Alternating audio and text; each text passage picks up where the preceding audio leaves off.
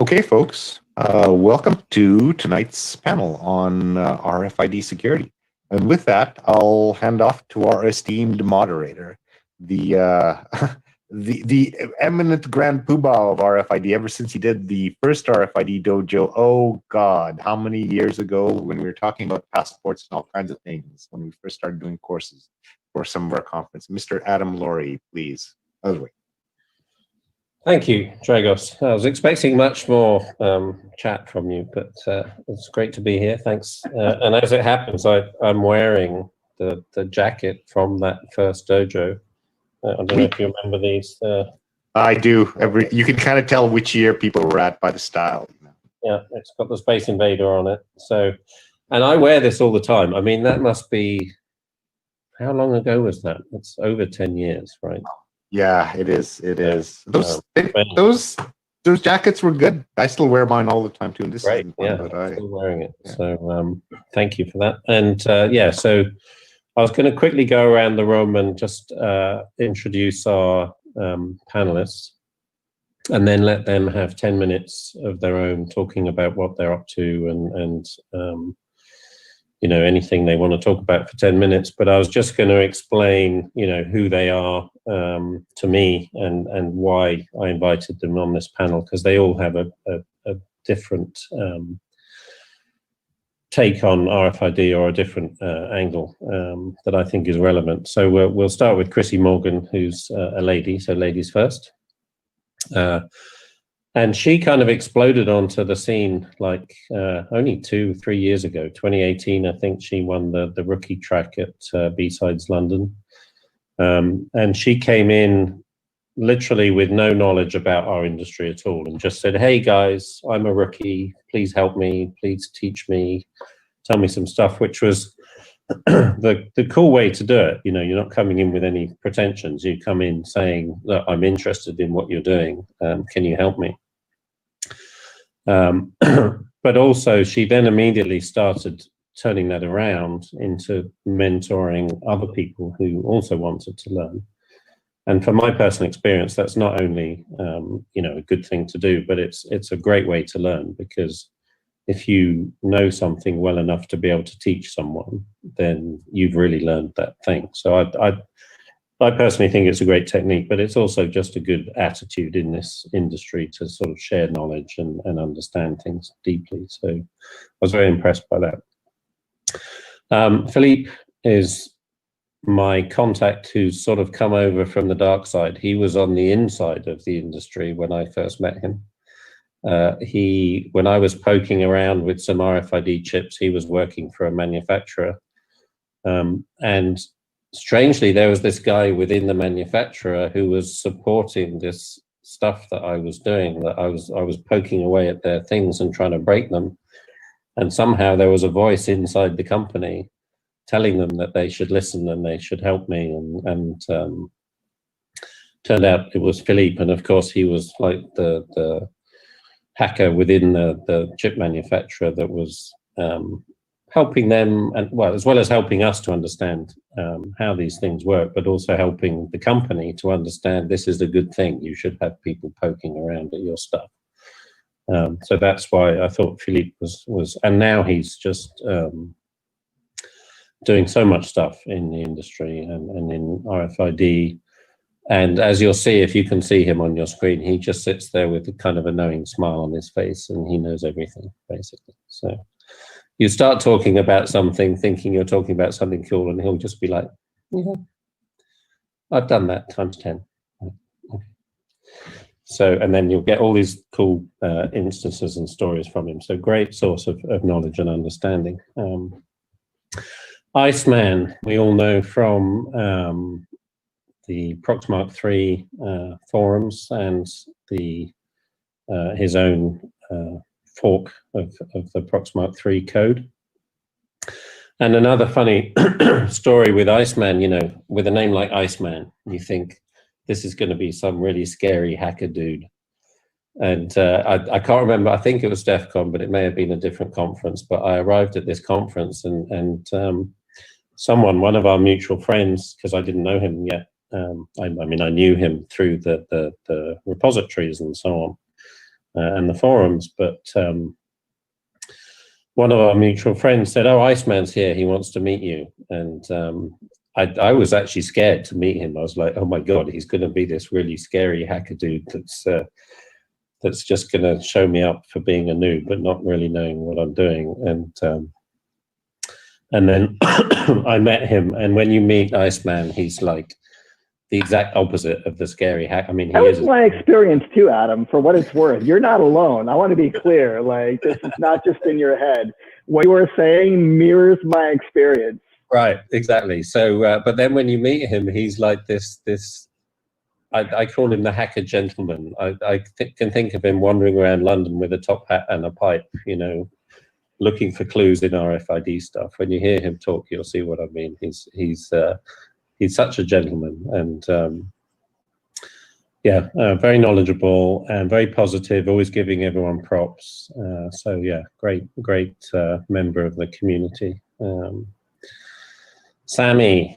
So Samy, I think we've gone full circle. I think we first interacted over RFID like a bazillion years ago, again in the Proxmark community. Excuse me. And we were both learning at the time. I mean, RFID was all very new for everyone. And so we were kind of poking around and exploring and again, sort of exchanging ideas on forums and figuring stuff out. But everyone who knows, if you don't know who Samy is, you've been living under a rock, basically. So he's been doing all kinds of stuff. And the thing I like about Samy is he's got a real hacker mindset. You know, he's not focused on one thing, or he probably is, but then something else in that engagement or in that investigation will pop up, and he'll be like, "Oh, what's that? How does that work? I'm going to go and break that instead, or as well." And so you end up with all these kind of different projects popping out all over the place. So you can never tell what he's working on. Out of the blue, he'll release something like NAT slipstreaming or something. It's like, where the hell did that come from? Come on. So yeah, I love watching Samy's work. And if you're into Darknet Diaries, or if you're not into Darknet Diaries, there's a good episode on there about Samy. So some good and some bad stuff I didn't know about, but interesting. And I'm sorry you had to live through that, but you gave us all a good laugh doing it. So thanks for that. Babak, I've known for years through DEF CON. Again, another scary guy. He looks like the evil villain, always doing bad stuff with locks and lock picking and so on. So, you know, for his perspective on this is I think more, although he's doing a lot of stuff on the front end as well. I think you've done some stuff with iClass recently. Yes,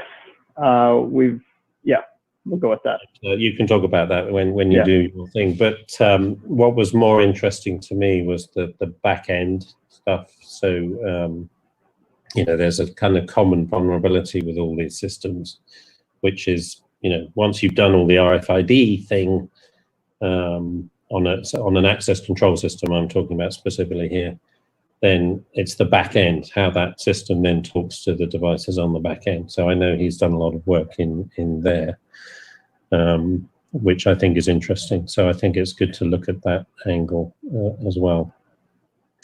So having said that, I don't think I've introduced everyone, haven't I? Yes, so I'm going to move on to going around the houses and let these guys take 10 minutes, and do try and keep it to 10 minutes because there's 6 of you, so that will take up a whole hour anyway. So let's go around, since Babak's on the screen already, let's hand it to you and tell us what you're up to. Oh boy, no pressure. Thank you for the intro. It was very lovely, much appreciated. It's interesting. I have been doing a lot of RFID related stuff and access control related stuff for a long time, but only kind of in my own lab, like not really like sharing or talking about it necessarily a whole lot. Not because I'm necessarily very a secretive person, But it's something that I think a lot of folks in the community can attest to, which is this sense of kind of imposter syndrome, right? You always look at what other people are doing, and you're like, oh man, like they're hot shit, and I'm just learning, right? So I was in that mode for many years, until eventually one day, you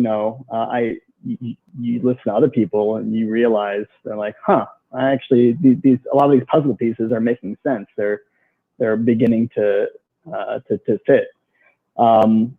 But what I have been spending most of my resources on over the past couple of years has been kind of looking at physical access control systems as a whole. So when a lot of folks think about RFID, they're, as Adam mentioned, they're only looking at the front end, so to speak. So just the communication between the card or the chip and the reader, and the nature of that communication, the handshake, maybe a little bit about the data. But beyond that, not a whole lot related to access control, because RFID is used for a wide variety of different things. When we start looking at the world of physical access control systems, it is fascinating, right? So I know Adam looked into a lot of this stuff long ago, especially with WeGAN vulnerabilities like a decade and a half ago. But just to see how all these different components of the system play into physical security across enterprise, across government, is really interesting. And then you begin to realize that RFID is physical security, what the tires are to like a car, right? If you talk about physical security or access control systems just from the perspective of RFID, you're only looking at the very tip of the iceberg. So something that I've been focusing on over the past few years is how to provide practical attacks and information about all these different components of the access control system, not only to red teamers, but also working with customers, integrators, and vendors in trying to get a better understanding of how to close a lot of these gaps. And it's been really, really interesting. So this year in particular, a lot of my time has been taken up by working with different standards bodies, looking for replacements to WeGAN, stuff like that. I've been looking a lot at readers and how they do key management and key storage. So for those of you who have done a little bit of playing with RFID and access control, you already know this. For those of you who don't, to oversimplify things a lot, and we can always get into more detailed stuff in offline conversations later, but on most systems, the reader itself has to have some sort of key or secret in order to communicate with the card. And so that little that token that lives on the credential, that small string of data that is the PACS payload, that is just something that's kind of traveling through the system, kind of a relay race being handed from one device to another, and then another, and another. But what's interesting is a lot of faith continues to be put into the security of the card or the security of the reader. And time again, every time that we've looked at any kind of credential technology being broken, we've found that not to be the case. We've found that given enough resources and enough time, like the reader can be broken. So no matter how much effort you put into trying to secure that keying material, it is still at risk, especially because these card readers are on the outside of your security perimeter. So it's always exposed directly to an attacker. So one of the things I've been investigating is various solutions that people have been coming up with for something called transparent mode within the industry, which allows the reader to be basically just a very, very dumb device that translates from one physical layer to another and doesn't actually handle or manage any keying material. So the card is actually talking directly back to the door controller bidirectionally. A couple of technologies have already been doing this for quite some time. Those in the government sector will be already familiar with PIV and other similar technologies. Certainly contact smart cards have been doing that for quite some time, but not so much for contactless, at least in enterprise access control systems. And so there aren't really any great solutions out there. It's really interesting. That's going to be a new emerging technology that's very, very interesting, because we need to get away from this idea of storing keying material in readers, because they're at risk. Even the latest and greatest reader that comes out today, if you have a secret key or whatever in there and you're like, okay, well, I'm going to follow all the steps and I'm going to put it in a SAM, I'm going to put it in a secure enclave, whatever method you want to use, we've seen, again, time and time again, there's exploits that are eventually discovered that you can use to attack these secure microprocessors and get that data out. So that's been interesting as well. But most recently, and I'm sorry, I'm kind of jumping all over the place. I don't really know what to focus on specifically. It's all you can say whatever you want. That's fine. But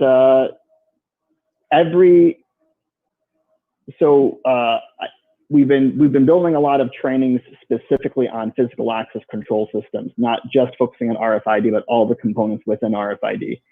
And so we have to look at everything from the reader to the door controller to the electrified strikes to the mag locks, everything.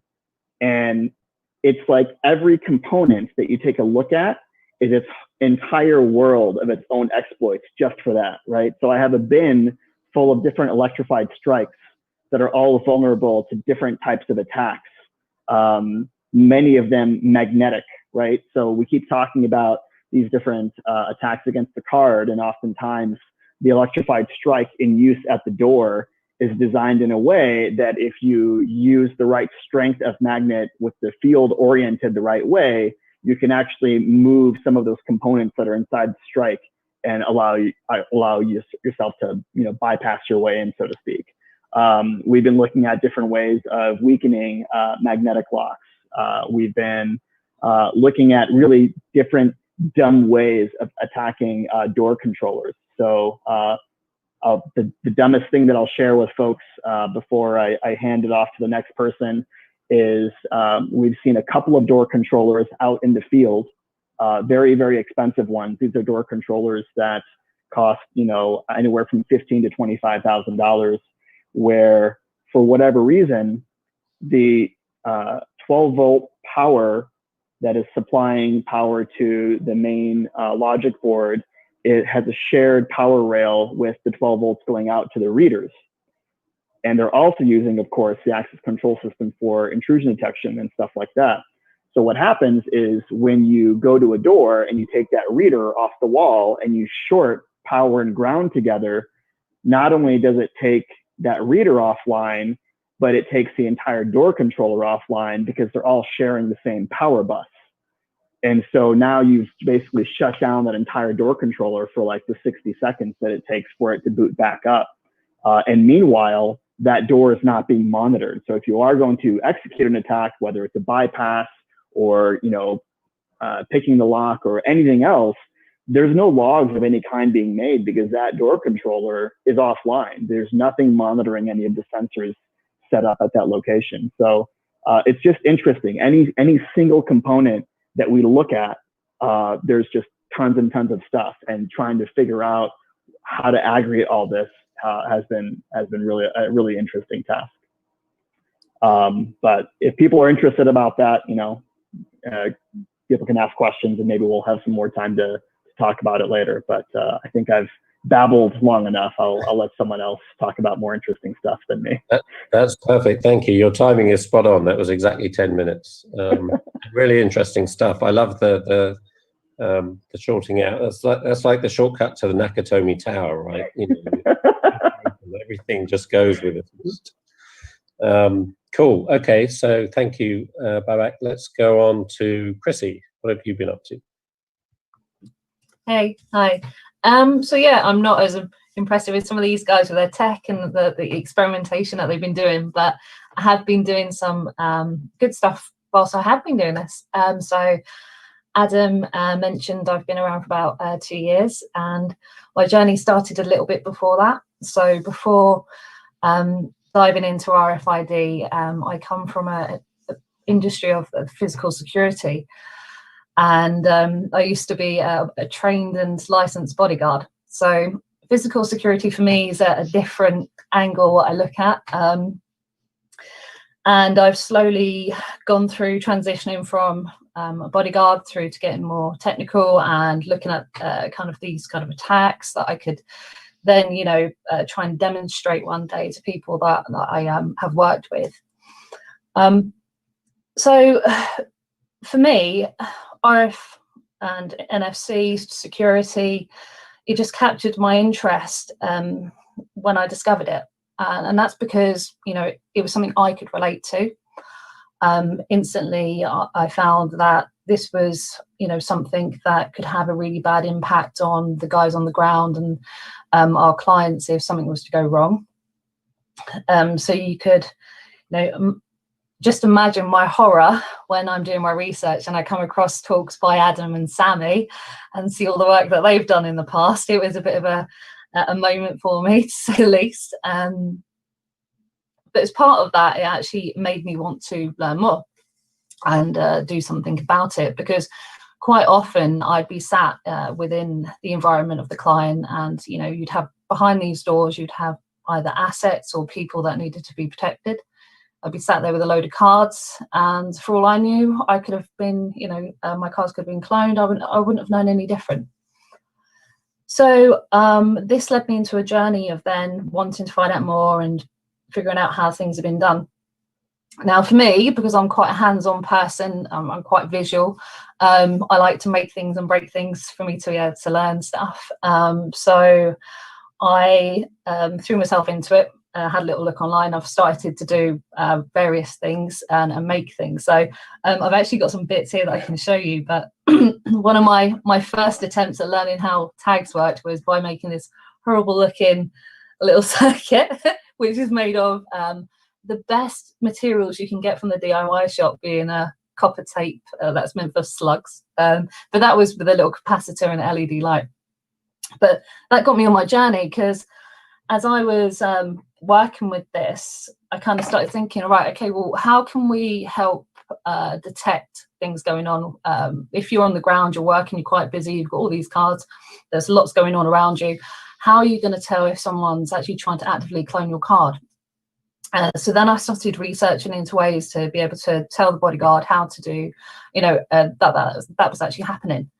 So the next thing I did is I reached out to the community and started talking to different people. And one of them was Corey Hardin, who created the RFID tool. And he's done some great work in the past. And then what we did was we actually made a little proof of concept badge that you could have, and then what would happen, it would light up as well. So I thought the concept was you could have it, it would light up whenever it's been actively cloned on your cards. So by this point, I actually started to know a bit about what this stuff was all about, and I needed to try and get the word back to my guys on the ground. So I started looking into further different attacks and tech-enabled crime, and how I could best teach them to avoid issues.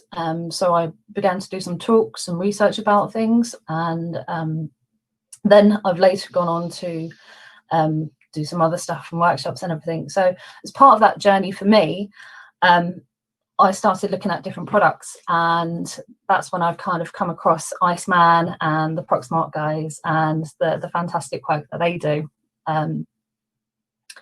I've gone ahead then and continued that learning by doing these workshops. Adam came along and guest lectured on one of them. That was fantastic, and that actually helped us pass on that knowledge to other people, and not just people outside of in the close protection industry. It was also people within our own industry that are like completely new to this, and I'm an avid believer in making it accessible for other people, and getting practical with it. So what we did was RFID theory, and then got them to make their own little readers themselves with Arduinos. I've also gone ahead and tried to help with the learning materials that are out there as well. So when I came and looked at this, there's a lot of like technical jargon, and some of the things that you find online trying to get your head into this can be a little bit overwhelming. So I've tried to break it down, and that's so because if there are other people within different industries wanting to come into this also to learn how to use this kit and equipment or just general knowledge about it, try and help them out.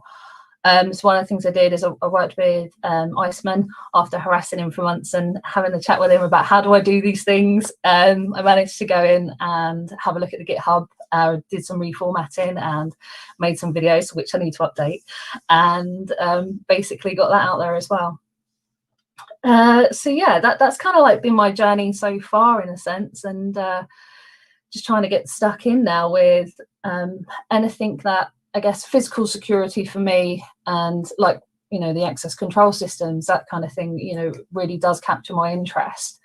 And currently, for my sins, I'm now working with IoT and OT in a defensive capacity. So I'm probably in for all kinds of pain to become, but it should be fun having a go at it. But yeah, that's me pretty much. Excellent. Thanks, Chrissy. Yeah, IoT is another whole world of pain, definitely, but also a world of fun. There's just so much crap that you can mess with, and you're going to love it, honestly. If you thought RFID was fun, just wait till you get into IoT. Very cool. So, as Iceman's name got mentioned several times over the last couple of intros, why don't we go to you, Christian? I have to unmute myself naturally. God heavens, I need a better video cam. Anyway, so hi, I'm Iceman. Also known as Christian Herrmann, but yeah, that's a side thing. And let's see. I tend to say I'm very honored by all this mentioning of Iceman. It's very flattering, and thank you, Adam, for your introduction and that. And actually, if I remember correctly, it was on Nalcon last year where we coined the phrase hack on a shack on a beach, and you did the talk and you had your trainings there about it, and we had tremendous fun. It's also a place where I met Phillippe. So I got introduced to Phillippe. I think it actually was Phillippe who said that Iceman was there, and that was fun. I remember running into you on the way up to the room because just arriving to India, and it's kind of amazing because, you know, it is like it is in this little world. You know, in the Proxmox world or the RFID hacking world, they are legends, and you're like, whoa, the legends. You know, it's like the mountains, but you know, the people who's done everything. You know, it's like, you know, lay the groundwork for everything that we are doing. And it's Adam Laurie, of course, and Samy. That's his two major people. And Phillippe, if you're into libNFC, I'm just joking with you, Phillippe, but you're very important as well in that background. And I remember bumping into you there, Adam, and I was like, huh, Adam Laurie. And you're like, yes. Well, I'm Iceman. And I'm like, oh, really? Yeah, Phillippe said you were here. And I'm like, oh, okay, fun, great. Let's have a beer later. Yeah, sure. And I had a marvelous time down there in India, and I love to go back. And if Trish is watching this, I'm pretty much sure going to do it again. And it's a virtual conference. It's not really my style. I think I like meeting people in front and talk to them, have a beer with them. You know, it's kind of a... Anyhow, back to the Proxmox and what I do in RFID hacking. And if I talk too fast, you better tell me, and I just lost track of time. Shit. Anyway, yeah. So how I ended up in Proxmox? It's a sad story actually to begin with. I got divorced and separated some 10 years ago, and I was devastated. And I was like, I'm doing IT all my life. I've always been a computer freak. I hacked my first system when I was 10 or something like that. And yeah, been always doing that, but you know, doing it professionally takes away the fun of it. And I never went to conference. I never did a hacker scene. I never done anything like that because that was for the cool, good guys, you know, the legends, you know, the big people. You know, you read about Samy long time ago. It's like, wow, like, So I ended up being sad and depressed about things, and I'm like, you know what, Christian, you're gonna do something that you've never done before. You're gonna buy one of those hacker tools, and do one of those things. And by then, I was super curious about this RFID tags you have at home. You can scan it. I was like, yeah. And this Proxmark and Crypto One stuff was still hot, 2008, 2010. So when I bought it, I finally got on AliExpress, Taobao, and I got my first Proxmark, and I was like, yeah. And then I spent a week trying to get it to work. I failed, and I went to the forum, and the forum is kind of a snobby place. It's been high-level threshold thingy. I don't know if you experience this, but it is. It's not by bad or hard. It's just that they get tired of it. I understand you guys get tired of it. This newbies coming there, and I was a total newbie. I'm so excited, and yeah. So I was like, oh, I'm so disappointed. So I didn't touch that fucking thing. Sorry, pardon my language. But I didn't touch it for 6 months. I didn't touch it. I was like, throw it away. It's like 300 euros. It's like gone. It's like, And then 6 months later, I'm like, oh, God, I better try to do this. Let's just get over it, So I actually tried to follow instructions, download the Procspace environment, and managed to compile the firmware, flash the device first time, and you put on that first MyFair Classic card, and you run the HFMF.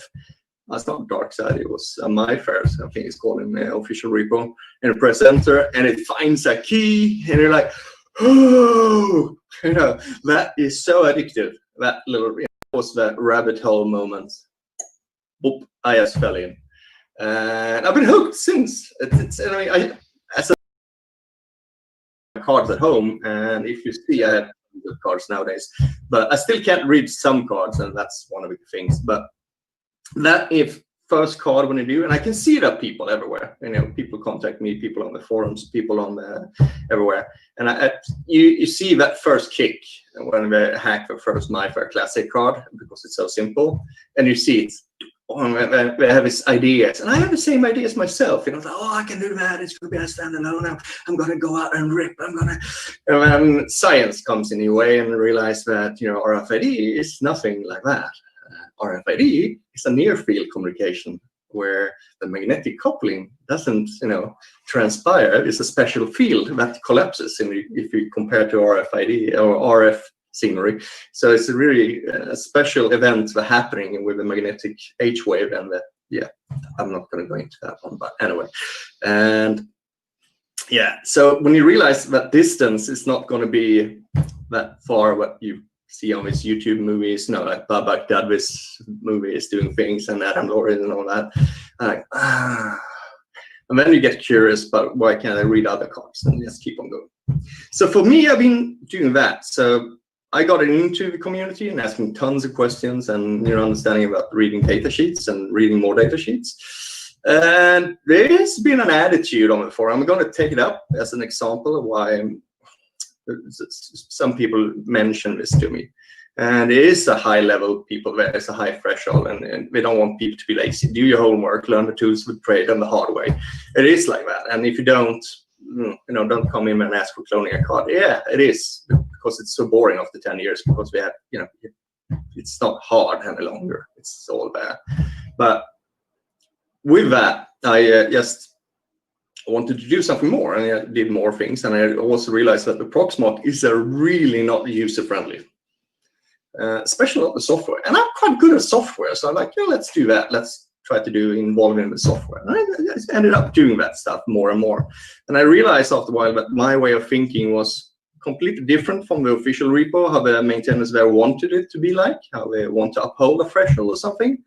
Though as actually people are saying, like, everybody should be able to manually decode a signal on LF trace. Why are you making it an automatic command that can decode it for you? That's not good. That's not teaching people. I'm like, yeah, I can do it, but it's painful to do it, and it takes me a long time. And if I want to do this several hundred times a day at home when I'm trying things out, this is not useful.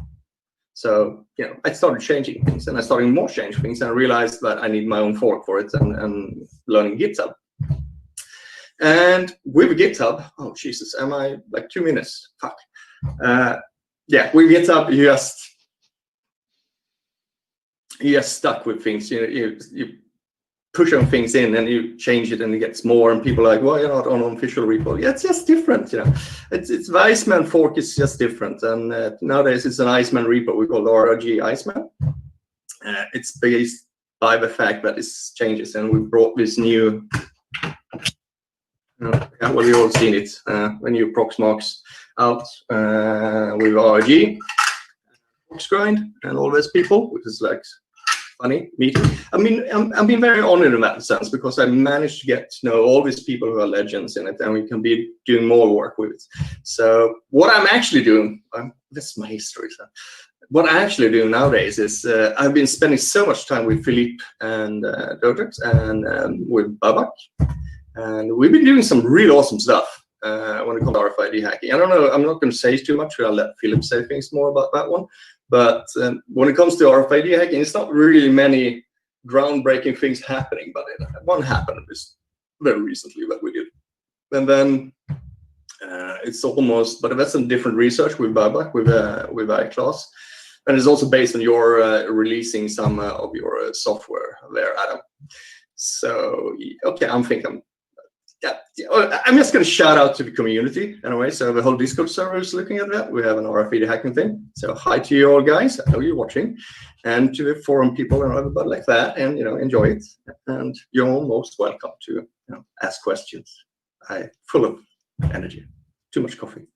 So you've had some coffee, you lucky bastard. But, yeah, I do.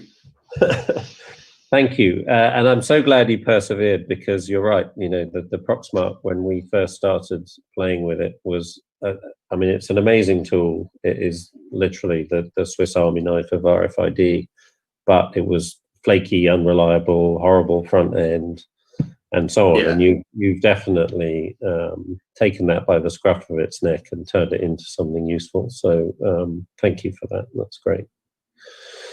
So that segues nicely into Phillippe, who introduced or was instrumental in us meeting in the corridors in Goa. So why don't we hand over to Phillippe? Thanks, Osman. Thanks. Hello. So yeah, as Adam said, spent quite some time of my professional life in a big semicon company doing RFID and NFC stuff, among other things. I was in their crypto command center doing some R&D and a bit like this inside hacker.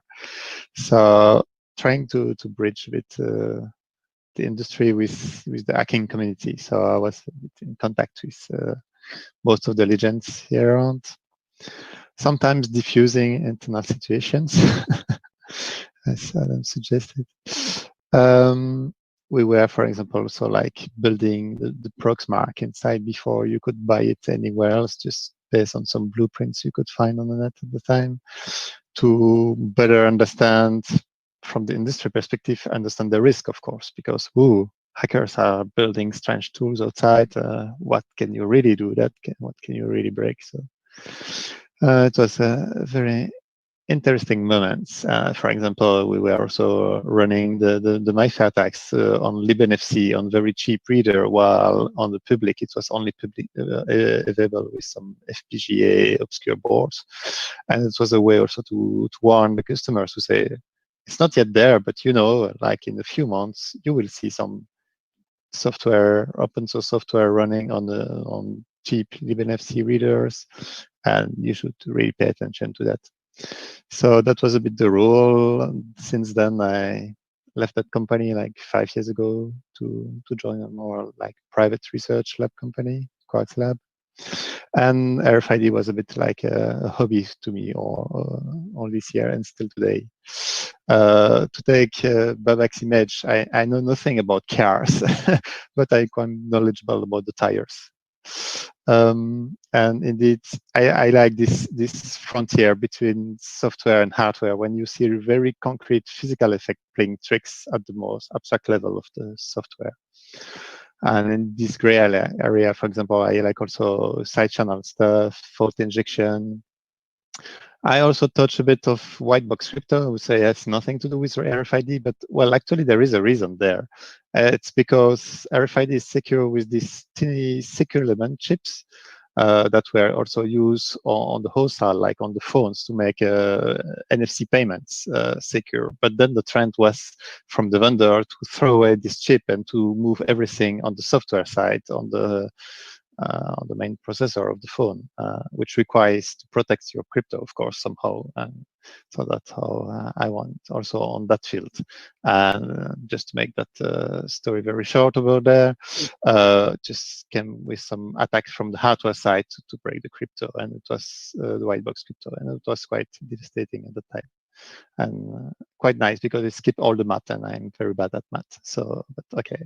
Back on RFID. So I was also one of the maintainers of the libNFC. I'm still, but I should recognize that the libNFC project is not much active nowadays. And so a bit involved in many different RFID projects, giving trainings, etc. And then I met Iceman at NullCon with Adam, but okay, I knew Adam already since long. And yeah, something happened. I mean, we felt good working together.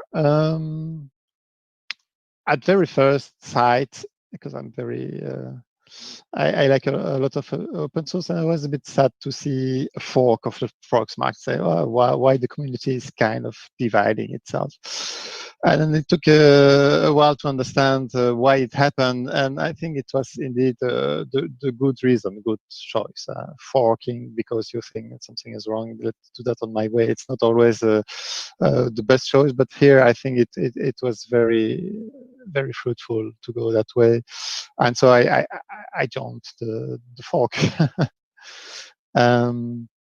I got a chance that he trusted me and gave me the key to his land, so I mean the code repository, so you can really move forward very fast and just push stuff and try out stuff. This repo is like always bleeding edge. If you work with the master, you can hope that you will get some problems here and there, but things get fixed also pretty easy. Fastest, and they get fixed the fastest. Yeah. And so yeah, within the Proxmark tree, we have still many very large projects. We made tremendous changes in the past year and a half, but we've still a lot of stuff on our plate. Some less glamour stuff like garnering the code, chasing bugs. But also some quite more ambitious, like trying to move to a libPM3 and being able to drive that that device from something else than the client and get drive from, I don't know, your Python projects or whatever. For me, all these activities also about more like sharing knowledge in a different way, because I was very used of trying to share a bit of knowledge just through wikis, throwing IDs and this kind of stuff. And if you want to help research moving forward, publishing web papers is a good way. It's usually the only way recognized by the academia. But providing tools is also, I think, very instrumental into sustaining further research. Because if someone has to take your work, understanding, and move forward, well, it really helps the other researchers when they can just grab on your tools and start from there instead of implementing them from scratch from papers full of math formulas I don't understand. And also, a tool is just a way to prove your point. Like, just even if it's just a POC, just publish a POC. By the way, also a bit involved in POC GTFO, and I highly recognize you if you want to read interesting stuff. So, yeah, that was also very inspiring to me when years ago I started this RFID framework, because it's really this mentality. Go open source, share whatever you have, don't wait for having some full-fledged framing tool or research very finished before publishing it. No, publish soon, publish often, share what you have. That's really what helps people, and it also helps getting the same habit. So it was very, very instrumental also for me to choose my way of contributing to community. Iceman said very briefly, there are new tricks coming on this RFID field, which is there since years. It's sometimes a bit hard to get really fresh news in the RFID worlds, but there were interesting new trends over there, and it's more about again physical effects with some tear-off attacks. So tear-off is something like any RFID product should support it. It's just the fact that people touch the reader and then move away very fast. And maybe the reader wanted to write something on your tag, and your tag goes away a bit too fast. So you have to make sure that your tag is still with a coherent content. So this is a very well-known problem for industry because it happens all the time. Still, you can provoke yourself tear off and be much more brutal than decreasing gently the field when you move away the card from the field. Because at the speed of a processor, moving physically away is super slow. Processor is just like a fly you want to chase. You are very slow compared to him. But if you use like a Proxmark and you just shut down the current on the reader, that's also a tear off, but much more brutal. And then you can start observing interesting stuff, like your bits are half written on the EEPROM, because it's not ones and zeros in memory. It's just like a bucket on your transistor, a gate that traps electrons, and you don't have one single electron there. You have just a bunch of them. So if your bucket is half empty or half full, depends how you see it, and that's how the chip sees it also. It sees it sometimes half empty, sometimes half full, and then you start getting interesting effects, and sometimes bypassing security measures. So a year ago, published a little blog post to explain how you can recover passwords from attack by this kind of attack, because you start slowly erasing the full tag till you get a bit flip on the bit that says that it's password protected, and then you can read your password. That could have also some bit flips, but the ones in the password, there are ones. So you can start brute forcing the remaining bits, or you take another tag with also the same password and you put everything together. So you can have interesting effects. And a few weeks ago, we attacked also another tag, the EM4305. And that will be also very soon published on the blog post. Also, another type of attack still with tear-off, like unlocking pages, including unlocking the UID pages, which is the unique ID of the tag, which should not be modifiable, right? So, yeah, that's it. And still some more to come for tear-off, but it's under responsible disclosure with some company.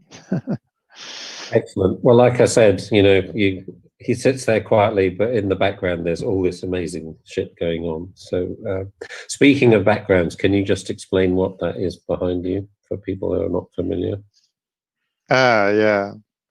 It's reverse video, so the colors are a bit strange, but it's just shining a light, very strong light through different RFID tags, so you can see the antennas without having to use an X-ray machine or to delayer the cards, and then you get everything over there. Cool.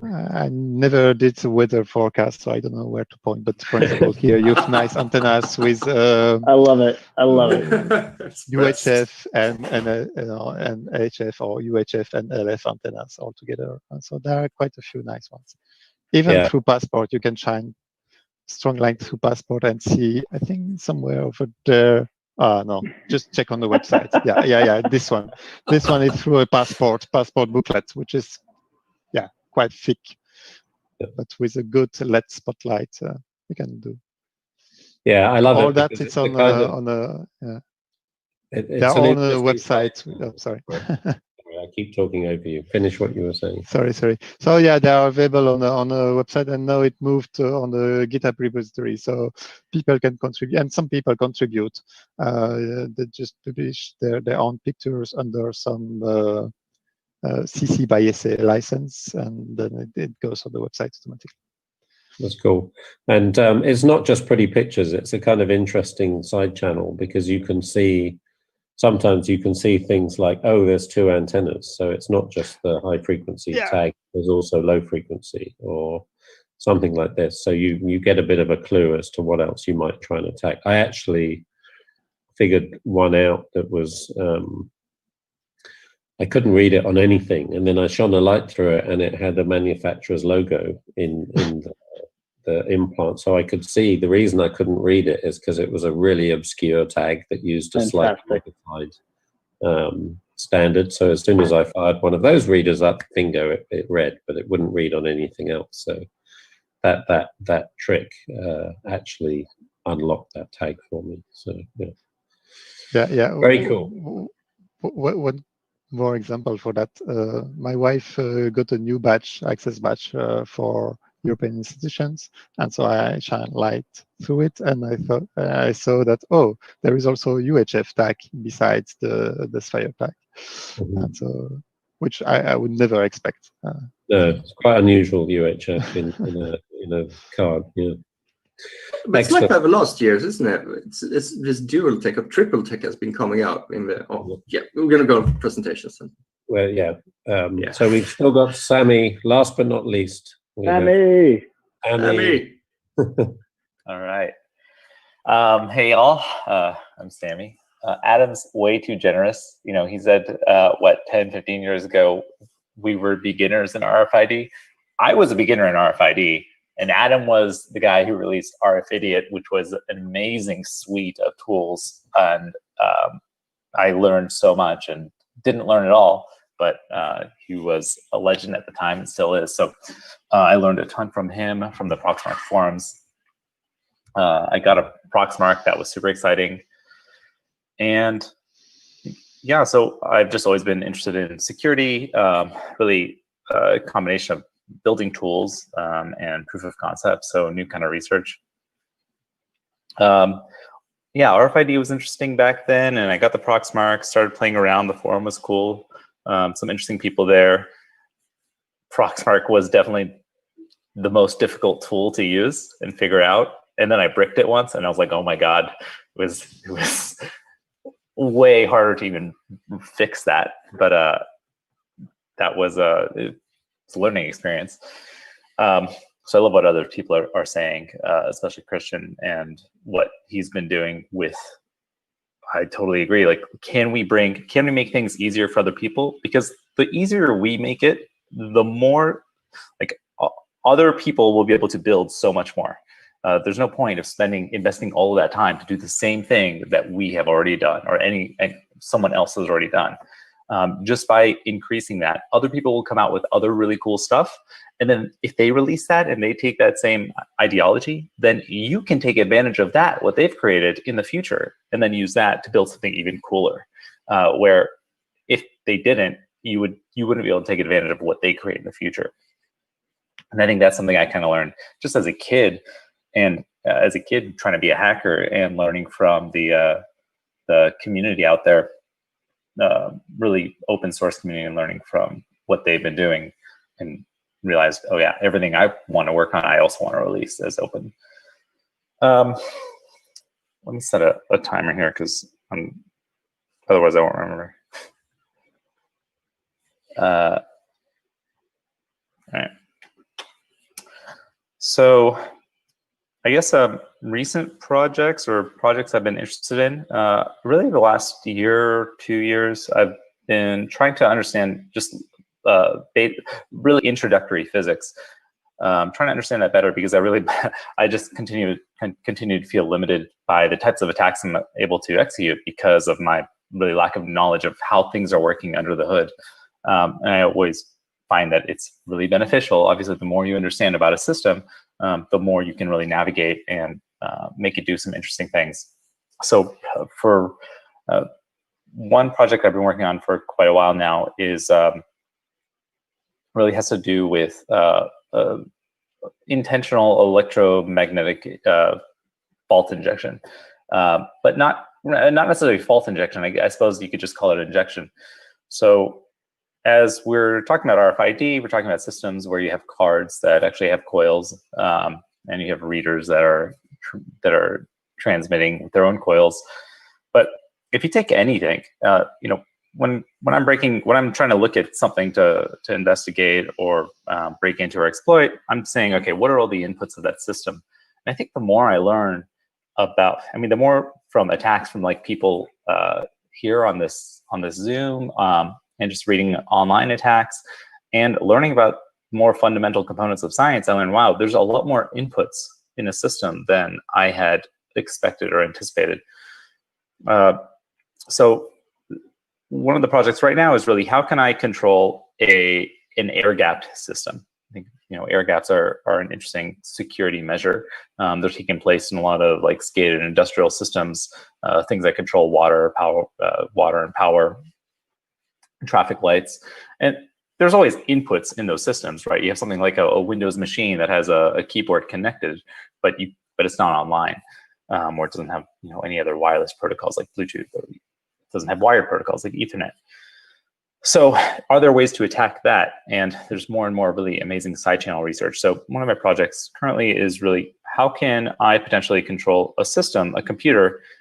Let's take a keyboard, for example. You can take a keyboard and you just remove the plastic cover. What do you have? You have FR4. Yeah, that's my Alexa.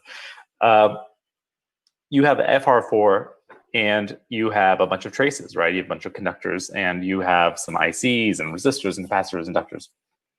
But ultimately, if you're looking at all of those traces themselves are, let's say, tied to every key that you have on a keyboard. And each of those is going to be a different, some amount of distance to the IC, to the MCU that's actually running the key scan code. But if you look at a conductor, or if you look at an antenna, like what is an antenna? An antenna is any conductor, right? It's anything that can, where electrons are free to move in I believe the valence band. So if you have all these conductors and they're all different lengths, well, we also know that the frequency, the EM frequency of a conductor, where it's going to be, its resonant frequency is related to the speed of light and its length, right? It's a wavelength, and the wavelength has to do with the distance, the actual length of the conductor. So technically, your keyboard is just a bunch of antennas that you can inject RF into. And you have to worry about things like, well, you don't want to give a negative voltage to your IC, because then you'll actually basically blow a transistor inside of there, except keyboards themselves also are scan matrices, so they have diodes built in.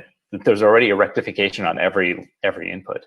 So really, with proper timing and proper measuring on a per keyboard basis, you can't do this like, it's not a very specific model, then you'd be able to inject RF and be able to control keystrokes. So I've been doing this on some simpler devices, and now trying to work on that. And in general, just trying to understand how things work more. I've been hearing about these, learning more about side channels. And a year ago, I released something called simple tool called Glitch Sync. It's a code for a voltage glitcher, but it's kind of interesting because it requires no modification of the target device. That means you do not have to remove bypass capacitors or tie a clock source to your own or anything like that. You're actually glitching, you're producing voltage glitching on a unmodified target device that is still in plastic. There's an access control thing I was looking at that essentially stored some secret material on it, and I wanted to be able to extract it without actually opening it, because this thing was mounted on a door in a hotel, may have been during DEF CON, And we're just trying to see, I think I was with a friend at the time, we're trying to see how can we actually extract that data without damaging this device in any way. But I've been reading a ton of other people's research on interesting side channels, and I keep seeing these single upset events, which are apparently the high energy particles that are coming, essentially, supposedly high energy particles that are coming from the sun that are ending up triggering, essentially changing the amount of capacitance on a capacitor, or is flipping a capacitor or transistor state momentarily. And that has caused, supposedly has caused things like airplanes to stop functioning and to cause crashes. Like an airplane has crashed supposedly from one of these events. An election has been lost incorrectly, supposedly due to one of these events. And let's just like, I haven't personally ever seen this. I don't even know how to test that. So just trying to understand, is this something that we can physically see? Because how cool would it be if we could actually physically see radioactive particles? And could we see how it actually affects something like a chip, something like memory, something like an array of capacitors? So another fun project right now is just a very simple one, and just a super simple physics demonstration. You can find how to build one online. It's called a cloud chamber, and mine is just a simple pickle jar with a bunch of alcohol and a heater, and it's basically heating the alcohol in one section, and you have a stacked Peltier cooler, so really cold, in another section, and the supersaturated alcohol produces a cloud. And if any high energy particles go through, it will make a trail through the cloud, so you can visibly see high energy particles. You can also put radioactive material inside, and you'll also see the high energy particles coming off of it. So that's pretty cool as an optical example of high energy particles. But if this will actually affect memory, then how cool would it be if we could actually just put a memory chip in there and then have that connected on the outside and start feeding data, right? Start feeding it memory or data to store in memory, and then constantly check. And as you're checking, additionally, you have an optical camera simply recording. If you ever detect that any bit has flipped within memory, then you should be able to correlate it or coordinate it with the camera view that you've created.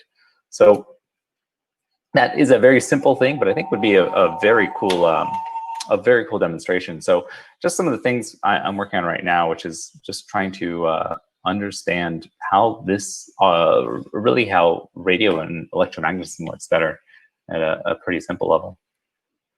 And I think, is that 10 minutes? Roughly, that's fine. That's great. Perfect. I mean, that leads us nicely into discussion, because I can now ask you, the glitching without removing components. I'm very interested in that. Have you published something? I haven't seen that. Yeah, I put it on GitHub. I don't think I ever said anything or tweeted anything. So I just threw it up. Yeah, it's actually, it's actually really simple. I mean, the reason you have to remove bypass capacitors is because they're storing all this energy, and as you're trying to voltage glitch, as you know, you're trying to voltage glitch, and you reduce your voltage, but now there's still this capacitor bypass cap with all this energy that continues to feed. So what you can actually do is, you can mux to your voltage glitch, but you can have a much higher capacitance, and you can drain those bypass caps. So it's actually extremely simple. You just need to drain the caps very quickly and pull more current than the IC, the MCU actually requires. And you also just need to play with your timing a little bit, because at some point you will reduce that capacitor. But if you have a really high capacitance, then you can do that very quickly. Okay, interesting. Because before we started the public bit of the conference, of the session, we were talking a little bit about glitching, and I was just saying I moved from doing voltage glitching to EMFI because it was such a pain taking chips apart or taking devices apart in order to get the voltage glitching to work. So that's interesting that you can do that. I'm definitely going to check that out. Thank you. Yeah, thank you. I'd like to try the EMFI. I haven't done that, so it sounds super What's fun. really fascinating to me, Samy, is that this this all feels like very related and much more precise way of going about things that it's related to a project that I kind of ran into by happenstance some years ago. I don't know if you've seen or heard of these various devices being sold online for quite some years now that are sold as jackpotting devices that are basically like Dragos is nodding. Samy, have you seen these like little jackpotting devices yet? Are these like little yeah. Are these little EMPs? Yeah, they're like little EMPs basically. Okay. I haven't seen them. So we bought a lot of them online. They're really. I should see if I can find the bin. I have a bin full of them. So I bought a bunch of them a few years ago, one of each from a particular vendor, and easily spent over $1,000 on these jackpotting devices because I'm like, this can't possibly work, right? But in fact, like these little like portable pulse generators, they produce some really fascinating unintended behavior on a wide variety of electronics. And I just kind of went around my lab in my house and like just doing different things. And I found that one of them, when I held it to the wire leading to a motion sensor, it would mask the sensor out. So like, wow. You could go up to, if you can find the conduit going to an alarm motion sensor and you activate this device on it, like while it's active, that motion sensor is not working. I found that on other devices, it would cause the device to just reboot. Like there'd be enough noise or enough, there'd be enough injection happening on the board that the microprocessor would freak out and just, fault and reset. The watchdog would reset it. I found someone in my social group that actually had a side business running vending machines, and we found that on certain models of vending machine, you could use it and it would activate the coin return, and it would just drop like coins that you never put in. It would like give you change. And the craziest thing. So they really work. They really work. 2 hopes ago. Wow. Okay. There was a Bitcoin ATM. 2 hopes ago, there was a Bitcoin ATM at Hope. And I'm like, hey, like on the last day, is it okay if we try messing with this Bitcoin ATM using this like jackpotting device that I have? I'm really curious what'll happen. And he's like, yeah, sure, no problem. So the last couple of hours, we try it, and the bill acceptor itself was a relatively high security bill acceptor. It ended up being the case that the issue wasn't with the bill acceptor. So you can buy, if you're making an embedded device, like you want to build your own like vending machine of any kind, whether it's vending Bitcoin or whether it's vending chips. There are only a couple of companies that make bill acceptors. And they've been doing it for a while. They're actually mostly fairly well designed. But you have to communicate with that. And so that communication is normally done over like Serial or I2C or SPI. I forgot what interface they were using. But again, this jackpotting device, when you put it up to the bill acceptor and you activated it, this Bitcoin ATM thought that you put in cash and it would issue you Bitcoin. So I still have these. It's been like kind of on the back burner of like this project that I want to do of like just exploring all the crazy shit that you can do with the equivalent of an EMF sledgehammer, right? So like you're talking about like really precise application, and me like I'm like I've got a bin full of these like electromagnetic sledgehammers that I've been like wielding around like random devices and sometimes killing things. So I'm fascinated. Like it'd be really cool, I think, to do like a talk just focusing on like either end of this, right? Like I could find all the sledgehammery things and you can do like the really intricate, precise stuff. And I think it's all fascinating. So at least you can easily get your $1,000 back, right? So. Right. Exactly. Have you destroyed any devices? I did. Been permanently destroyed? No, not permanently. No, not permanently. Or just destroyed as in, like stopped working? with more than a Um, reboot? There was, I forgot what it was. There was a parking meter that I bought off eBay that started acting really funky after like I did it a couple times, and I couldn't like, you don't know, like, was this already defective? Is that why it was on eBay in the first place? Like you can't correlate that information, right? But I think the real crazy moment for me was I started taking some of these devices apart, and it's scary not only how simple they are, but how shoddily they're made. They're super dangerous actually, because they're like you look at it's all like, it's not even like made PCBs half the time. It's usually just like prototype board with people like hand wiring circuits and then like grinding part numbers off of like various ICs to like try to make it harder to figure out what they did. And then the power sources are these packs of like lipo pouches, all connected in series with no current limitation or protection circuitry in there.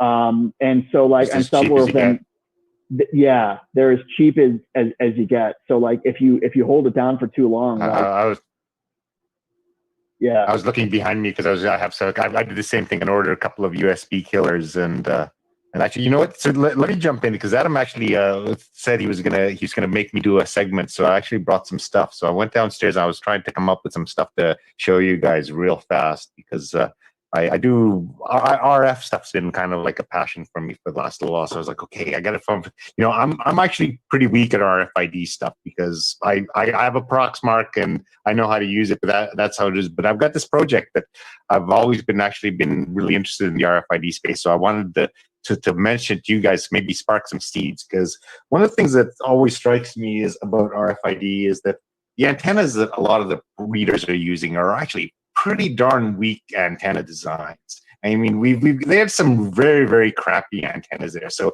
I went downstairs and I went and got some good antennas that I've actually always wanted to take and use to characterize the antennas that you're using on all these readers, because I had this hunch half the time I was using my Proxmark and I'm trying hotel cards, trying to do all kinds of things, and it doesn't work sometimes. The stuff with about it being flaky and that really resonates. Like, you got to work really hard to get a demo that works reliably. So I went downstairs. One thing is I've got a lot of spectrum analyzers, modulation analyzers. I've got a very messy little corner of my basement suite that I use for RF. So I went and grabbed some antennas, and I was going to show you guys some good antennas, some things that you want to connect to your Proxmark. So let's see if we can get one. Now I'm curious. Yes. I'm curious as well. So show me what you got. Yeah, show me your antenna, brother. Okay, so first of all, you guys were talking about UHF tags, and I was going to show you this one right here. Let's actually cut to the other camera. Hold on, I'll hold it up here. So this is a real interesting design because it's very thin, very portable, but it is actually just a PCB board. Mm-hmm. And so this one starts around 900, but you can actually scale this kind of a design much easier. And you're making a hyperlog antenna there with this horn shape on the actual PC board. So it's actually a fairly simple thing, but this thing, I love carrying this thing around with me because it's flat. It's very easy. It comes with a very flat frequency response across a lot of range frequencies, but it's super portable. Right, this thing I just throw this on top of this other case because this is actually the case for a different antenna. So for low range frequencies, here's a good antenna. This is a company called Aronia that makes the antennas come with calibration certificates and they're measured for defects, and this is what you would use to calibrate the antennas in your other readers. So you probably would use it. I've actually been meaning to go take all of the RFID bits and gadgets that I have downstairs and plug it into this. These guys actually you can make this go quite a lot long range because they have a amplifier module that you plug into the back of it that turns this into a powered module. So this thing has got really, really good frequency response from all the way down to kilohertz to about 400 megahertz. So it's a really, really good calibrated antenna. Unfortunately, it's expensive. I forgot. I actually forgot. It's like It's a couple hundred euros. I'm looking at them online on their website. Yes, it's a good antenna as opposed to the little square tips of foil and whatever. So this is the thing that I haven't gotten around time to do. So my area of particular research is I've been looking for unintentional SDR transmitters that you can use, bits of firmware you can plug in, and where you can find lots of long traces, like, for instance, in the Raspberry Pi, which has the longest circuit trace between the audio chip and the audio jack, conveniently enough. And the audio chip can be oversampled enough to make a perfect SDR. So you can do all kinds of fun things with that. But the antennas in a lot of that's used for a lot of RFID stuff has always been an area where I've been curious about, because we use fairly crappy antenna designs in our things, and I think it would be interesting to put our existing hardware and wire it up with good antennas and see if it actually improves the reliability of some of those things. I don't know if it's necessarily always crappy. It's especially with and the Phillippe can speak more about this and more knowledgeably, far more than I ever could. But my experience personally has been that it's not just the antenna; it's everything connected to it as well. Everything has to be tuned to work well because specifically because of how RFID works.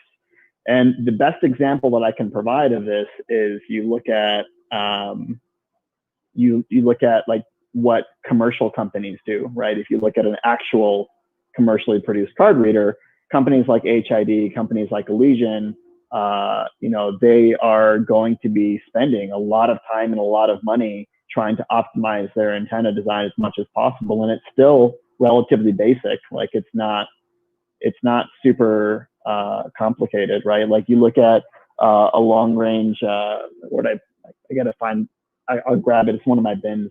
You look at the antenna on like a high frequency long range reader, and it's just a square. Like it's one giant fat trace. It's not even very special or anything. So it's interesting. The magic for those things is you have to have symmetry, right? And you require symmetry and very precision geometry. Right. Those are much more important than the actual size. I'm curious. I don't know. And maybe someone else can speak to it better than I can. I don't know exactly what role those antennas would play.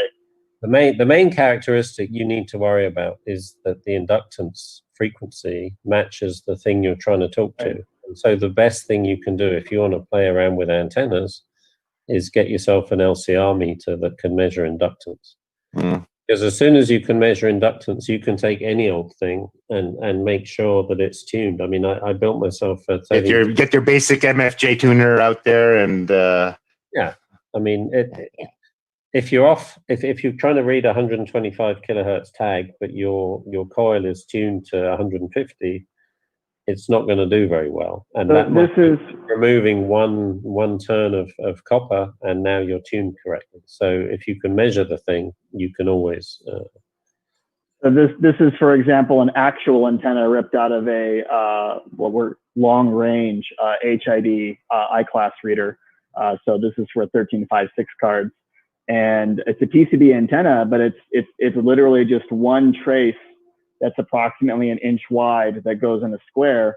And my first thought was, man, that's pretty straightforward. So something that I did is I have here a bathroom toilet seat cover dispenser. So this I told you not to do that crap. So crappy jokes just write themselves. Yeah, right.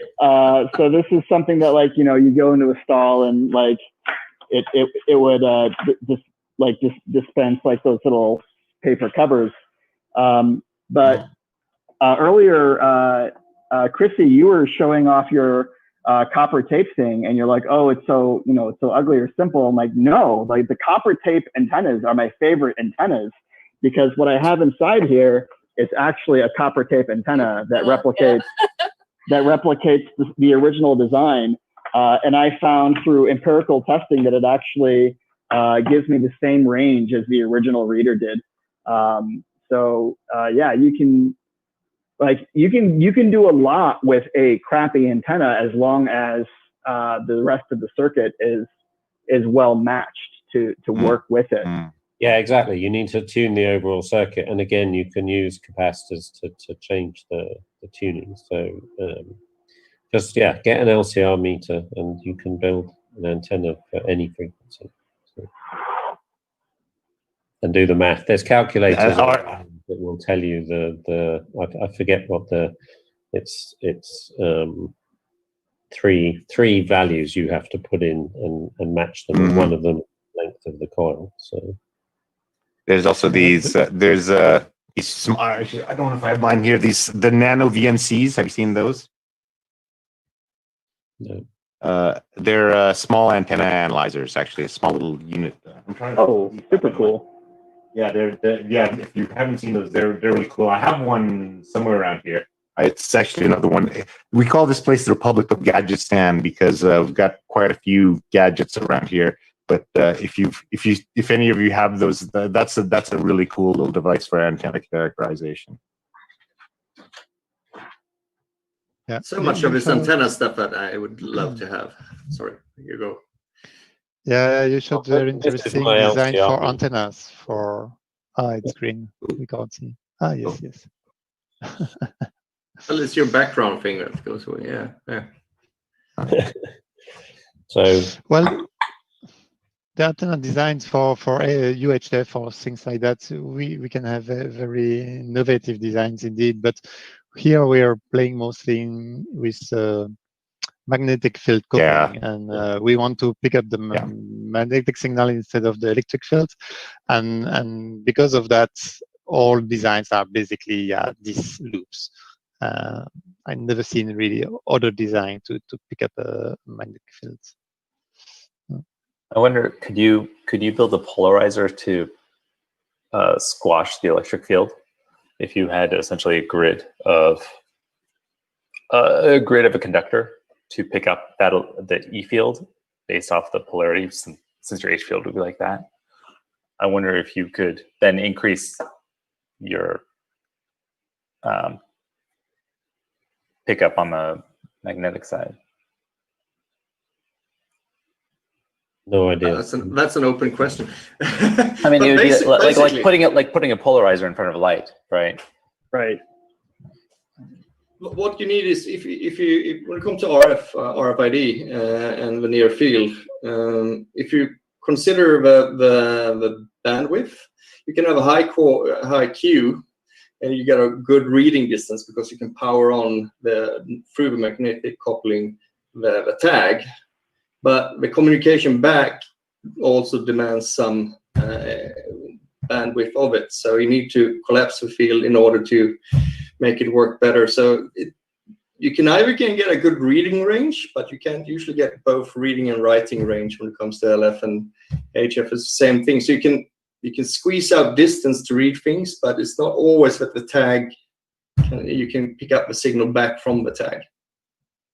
Because the passive ones is just parasitic, and you want to see the backscattering of it. So you see, I got this thick card, a really thick clam card. I don't know if you see it, but it's a really thick one.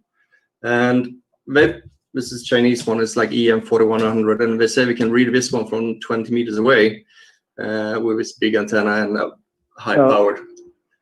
And you go like, go. Samy, this is for you. So what I have here is, let me switch the cameras here. So this is one of those jackpotting devices I was talking about. And just the best demo of look, it's doing a thing is to just put it next to a fluorescent light, because it Wow. Whoa. That's really cool. Right? That one gets a. It's sealed in the package, right? So I'm deaf, and so clearly the energy is exciting the gas inside the neon bulb, but look at the construction quality, if you want to call it that. This is as it came. So this is hot glue, and these are all lipo cells that are just kind of taped together with no PCM, no protection circuit or anything like that. and I've got like when I bought it, what I had to peel off to get to this was, no joke, this playing card. This playing card was glued on top of it, and the whole thing was shrink wrapped with black shrink wrap. So yeah, there are some super sketch devices out there that have been out there for quite some time that kind of take advantage of this idea of like, hey, like we're going to use an external field to make something misbehave. So yeah, I thought super cool.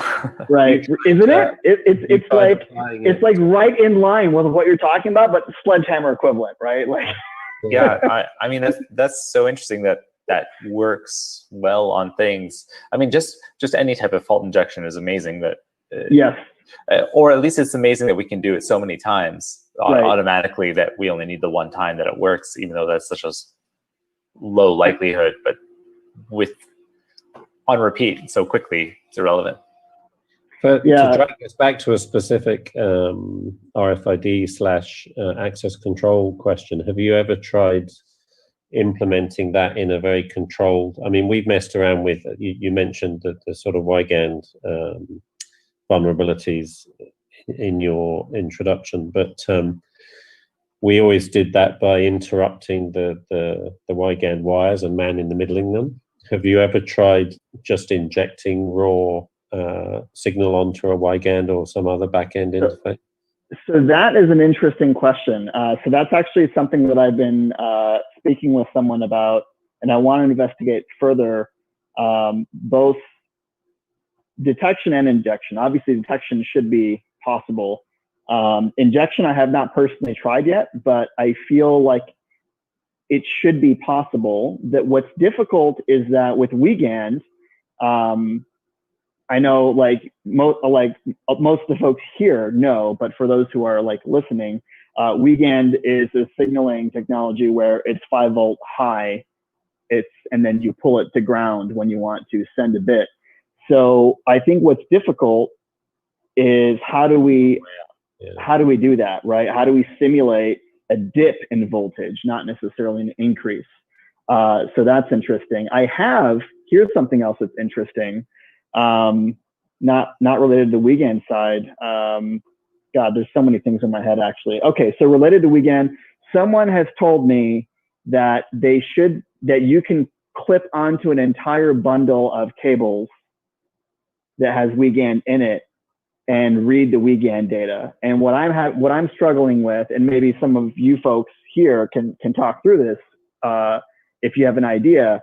What I'm struggling with is, how do you discriminate between 0 bits and 1 bits? If you have a data 0 and you have a data 1, and they're both, the pulse length is all the same, like, I don't understand. Like, you can see that maybe something happened if you're monitoring the current inductively, but how do you discriminate between a 1 and a 0? How do you know which wire it was in that bundle?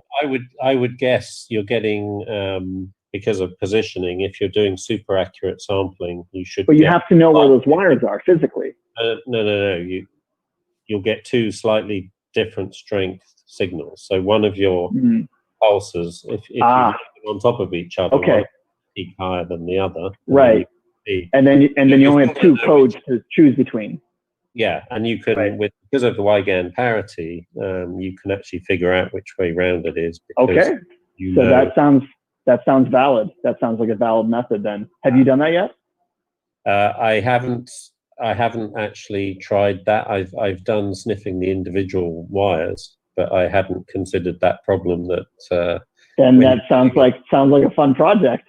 I'm definitely going to try that. I'm also going to try the EMFI injection into a Wigand wire and see. But again, you'll have the same problem. How do you inject? How do we inject a short? Yeah. So what you I'm thinking for that, you just build up the signal so that you're driving the whole thing a little bit higher.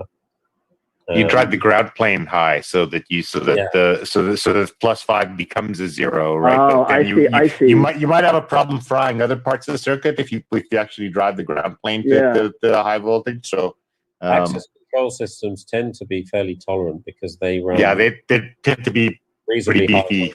Yeah. Speaking of injecting things into access control systems, I got an email a while back from someone who had watched one of our talks. They used to be a ambulance driver, and they were also a ham radio operator, and they recounted several incidents where they would come up to a gate or to a building, and if they parked their ambulance so it was like perpendicular to wherever the reader stuff was, because the transmitter for their radio was mounted horizontally. Just by keying up their VHF radio, something got overwhelmed and it would let them in. So they would just like pass through gates all the time just by keying their radio and getting their transmitter on their ambulance really, really close Yeah, to I'm guessing the that would electronics. be the inductive coil that's used Right. for the on the gate. So one of my favorite maybe. getting is to slide a dustbin lid under the Sure. Yeah. and that will pop. But I guess if you RF inject to that same coil, it's going to have the same effect, I would have thought. So I have an unintentional RF injector. I have a Chinese long-range drone radio that was bought maybe 5 years ago or something like that. But it was offering a 25 mile or 25 kilometer range, which is a heck of a long way for drones. Heavily illegal, don't use it, out of line of sight. But anyway, I have this thing. When you key it up and when you first power it on, like it'll actually make needle meters on my analog power supply go actually quiver, because it's very shoddily designed. Whatever, it just pumps out RF around anything. So you can actually key this up, or send controls next to things, and it'll inject all kinds of spurious signals. So there's a lot of fun stuff, I think, with this fault injection, especially in the electromagnetic realm. The thing I've been curious about is also goes back to the antenna and the RF. If you use pinpoint and use very accurate, could you use positional? Because you could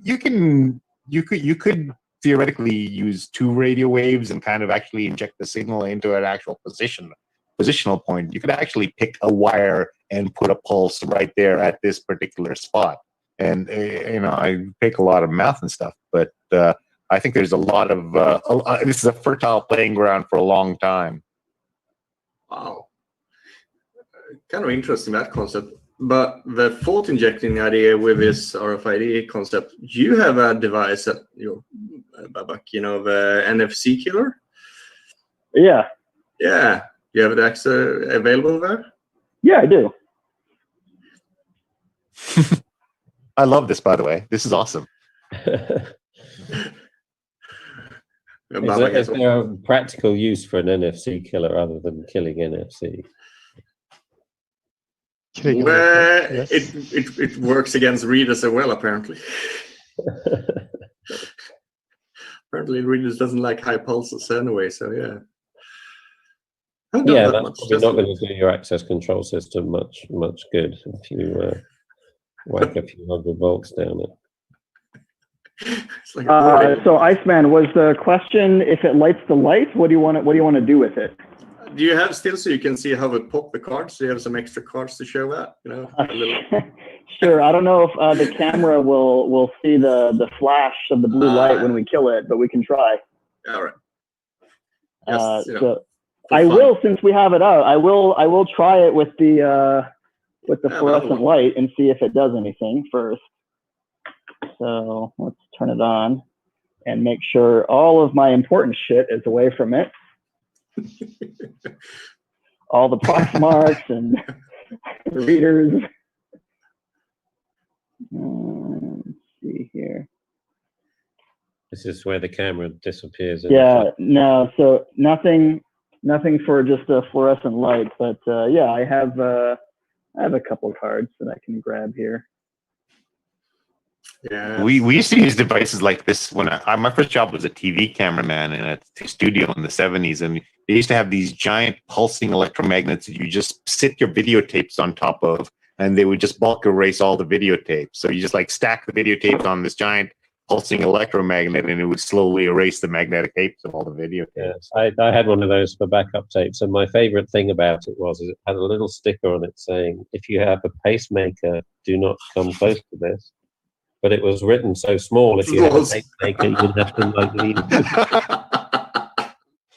Didn't people have these walkable sticks, like, you know, and walk into these VHS stores and just wipe? No, that's mean. Yeah. It was a terrible system. I'm glad we're rid of it. Yeah, let's go for live streaming instead. All right, this is how much I like you. I'm going to try to damage one of my clear cards just for you. Oh, man. Find it. Was that the HID example cards? No, not that one. I actually we have a series of them custom made for us, because I use them in our trainings. We give them to students. So here's one.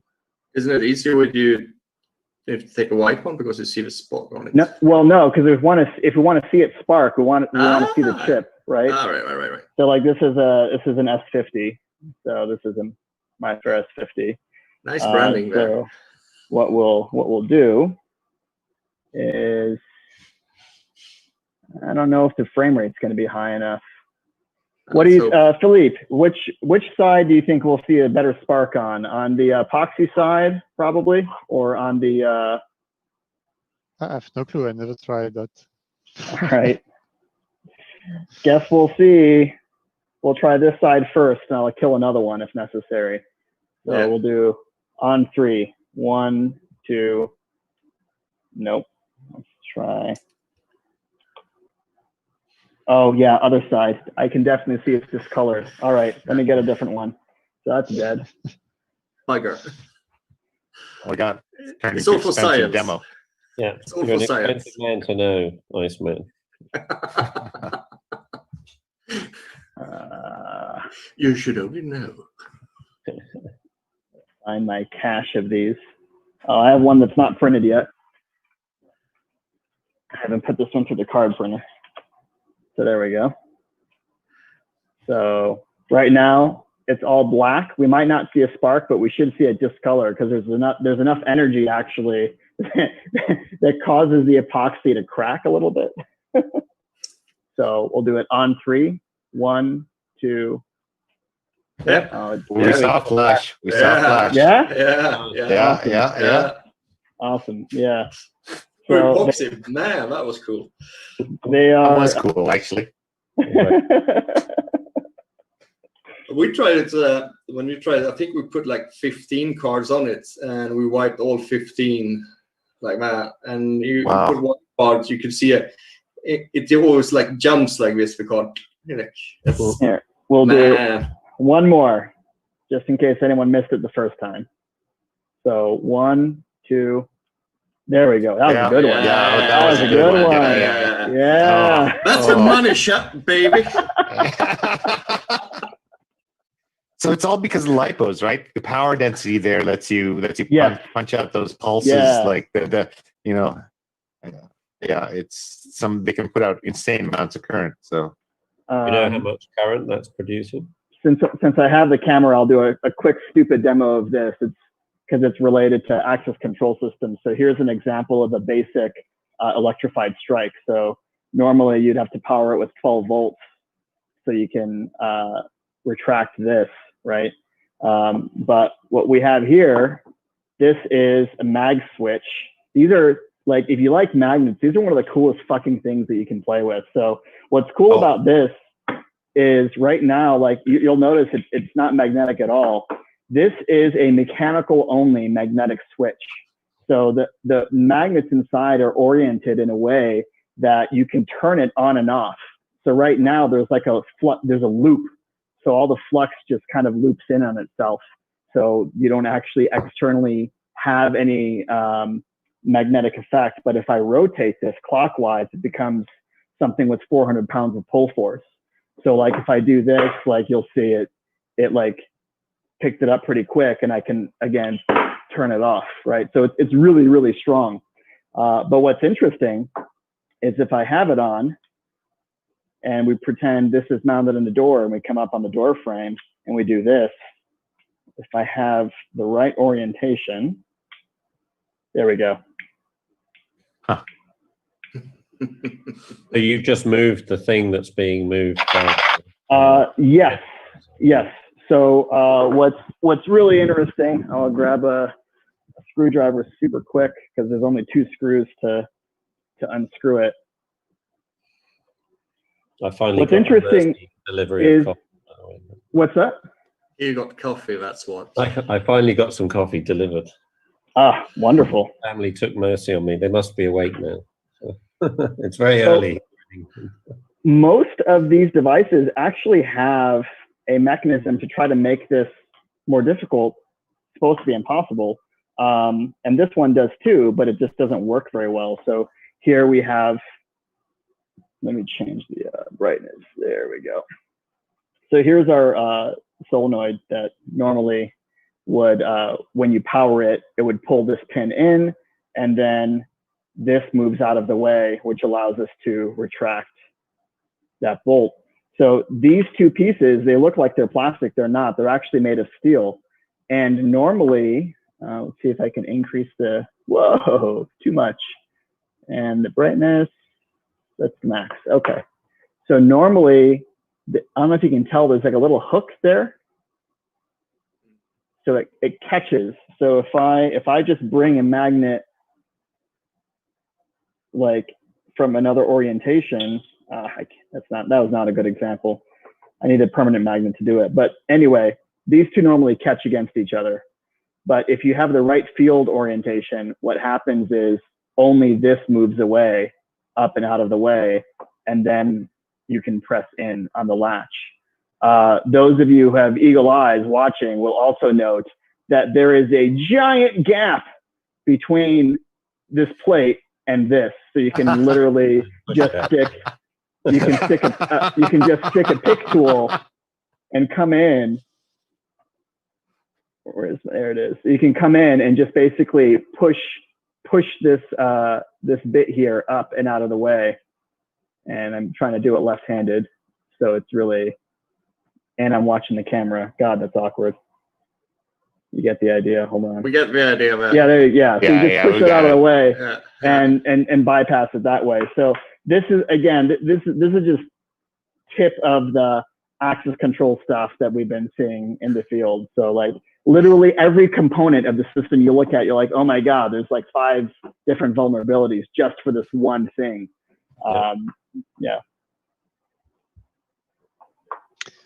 For the NFC kill, I don't know if you ever open yours, but I put the picture over there. Ooh, nice. Ooh. So, Beautiful. Hold on a second, let's spotlight you. So on the West Front today, we have an NFC killer. the cloud over there. Yeah. Do you know how much It's a big electric cloud. Do you know how much voltage it actually produces? I have some.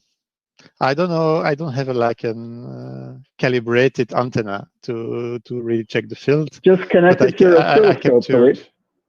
Ah, yeah,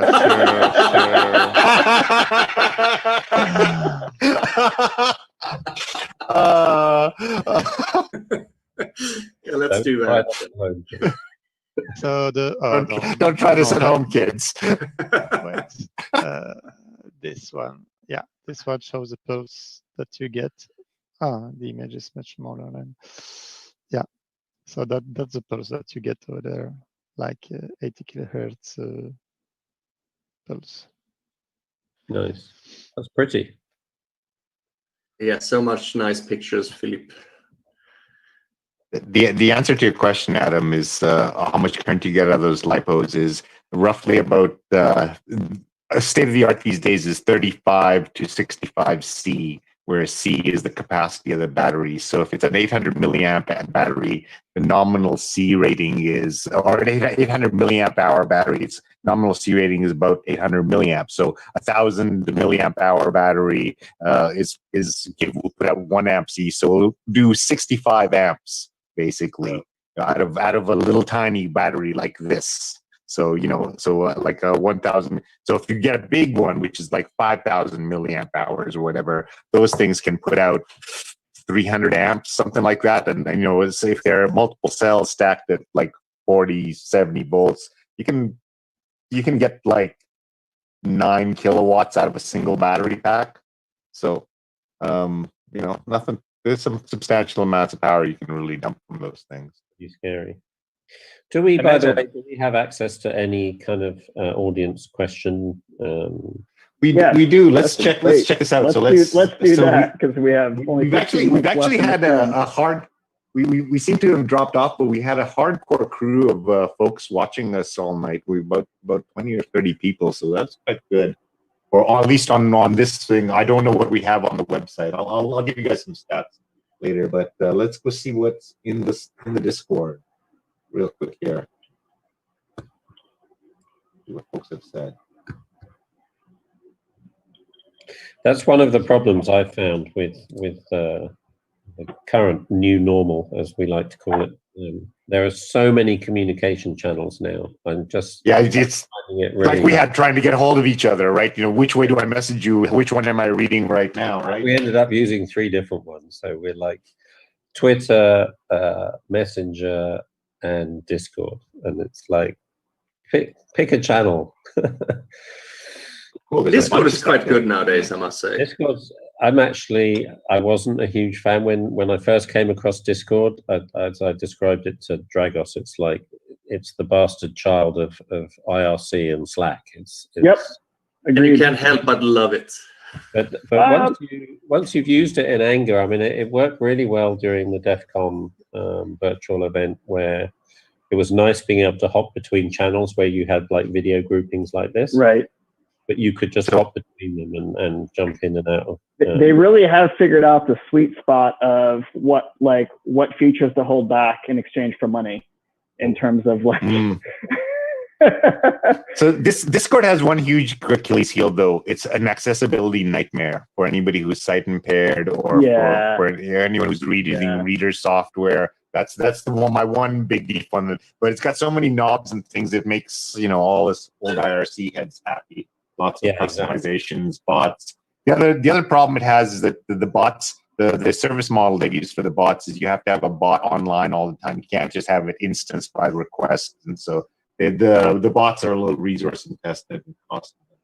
So you mentioned we have a couple of questions, possibly. Well, I'm looking at it. Hugo's in the Discord. Let's see. Was paper result from finishing Proxmart? I'm just reading through this very quick. There's actually a lot of chatter in here on the RFID hacking. At the bottom, there are three questions, I think. See, now I'm looking in the Discord, and I don't. What was the device that lit up the lights earlier from Bivu? That was it's sold as a portable EMP. It's designed to be a jackpotting device, just to kind of induce unintended behavior in change machines and other kind of whatever. They're not well documented, but it's really just a bunch of LiPo batteries connected to a coil with some electronics in between to pulse it really, really fast. And so the frequency and amount of energy being sent out is what is exciting the gas and the fluorescent bulb. I'm pretty sure now that all of a sudden it's going to be like 10 different new models coming out on AliExpress or whatever. Oh, just because you mentioned that. There's already so many. Is that Rule 54? No. Is there such a thing as a secure prox card system?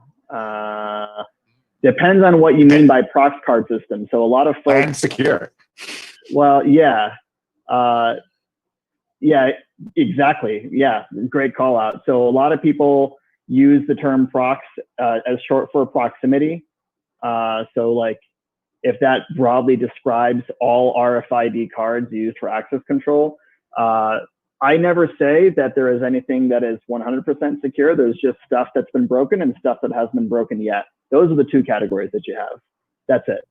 Yeah. And when you're talking about systems, you have to remember it is a system. You've got the reader, you've got the card technology and you've got the back-end access control, and those three things together all have to work and be secure at every intersection. Right. Right. So yes, is it possible to build an access control system that contains all the components that would make it currently very, very difficult to defeat? Sure. It's incredibly expensive and it won't be very fast. Speed is something that's actually a lot of people in the hacker world will sometimes will ask, they're like, hey, why is this so bad? Why do we still use Wiegand? Why is the system so weirdly designed? And it's a mix of reasons. It's a mix of backwards compatibility, cost, and one of the biggest struggles for a lot of manufacturers is speed.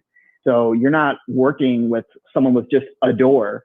You're working with people who have turnstiles that have to push thousands and thousands of people through per hour. So the difference between a 1 second transaction time and a quarter-second transaction time to validate a card is actually significant in the user experience. And so you'll have a lot of decisions being made that represent, hundreds of millions of dollars worth of purchases just for one company that are based solely around how fast can we move people through, because people complaining about even small increases the amount the transaction takes to complete has a real world impact. It leads a little bit back to another question. Which is about Desfire, which I've recently been looking into with some of the people. And Desfire is supposed to be secure. It's evolved into EV3 now. And it's been around since 2008, I think, 2010. But it's such a painful system to develop against. You just get basic functionality about a Desfire card. And I struggle with it still. And I realized if you put that in a lock system, an access control system, or a turnstile, or whatever you do, it's bound to be painfully for them to develop. And why would we use the newest stuff from the EV3 versions instead of just going backwards and use the EV1? Because that's supposed to be secure. You don't know why EV2 and the EV3 is out there. And so what I've seen someone in France told me that they're actually selling an EV2 system, but we're actually sending out EV1 cards because it's the same, because it's backward compatibility, and people don't use the latest stuff in the card. Yeah, and that's actually a very common vulnerability that in access control specifically, that they upgrade the systems, but then for backward compatibility, they still allow the older technologies, so you can just use a downgrade attack and use a simpler card, which will still be accepted, and ignore all the extra shiny features that they added to their system. So, which leads into the talk Babak and I had at DEFCON now, and we demonstrate some of your stuff as well, based on your NFC class there. Thank you. But you're right, Desfire is difficult. I mean, there is an open source library, which I think Phillippe was largely responsible for publishing, for doing Desfire stuff. LibFreeFair. I was not. Yeah, FreeFair. LibFreeFair. Yeah. So, which makes it reasonably easy to develop against it using Python. But yeah, it is a thing. Jervin touched on something that I find hilarious in the access control world, that I'm sure all of you do as well, is the concept of using only the UID for authentication. Right. Like we have these like beautiful smart contactless smart chips, and just say fuck it, let's just treat it as like an overpriced isoprox card or something.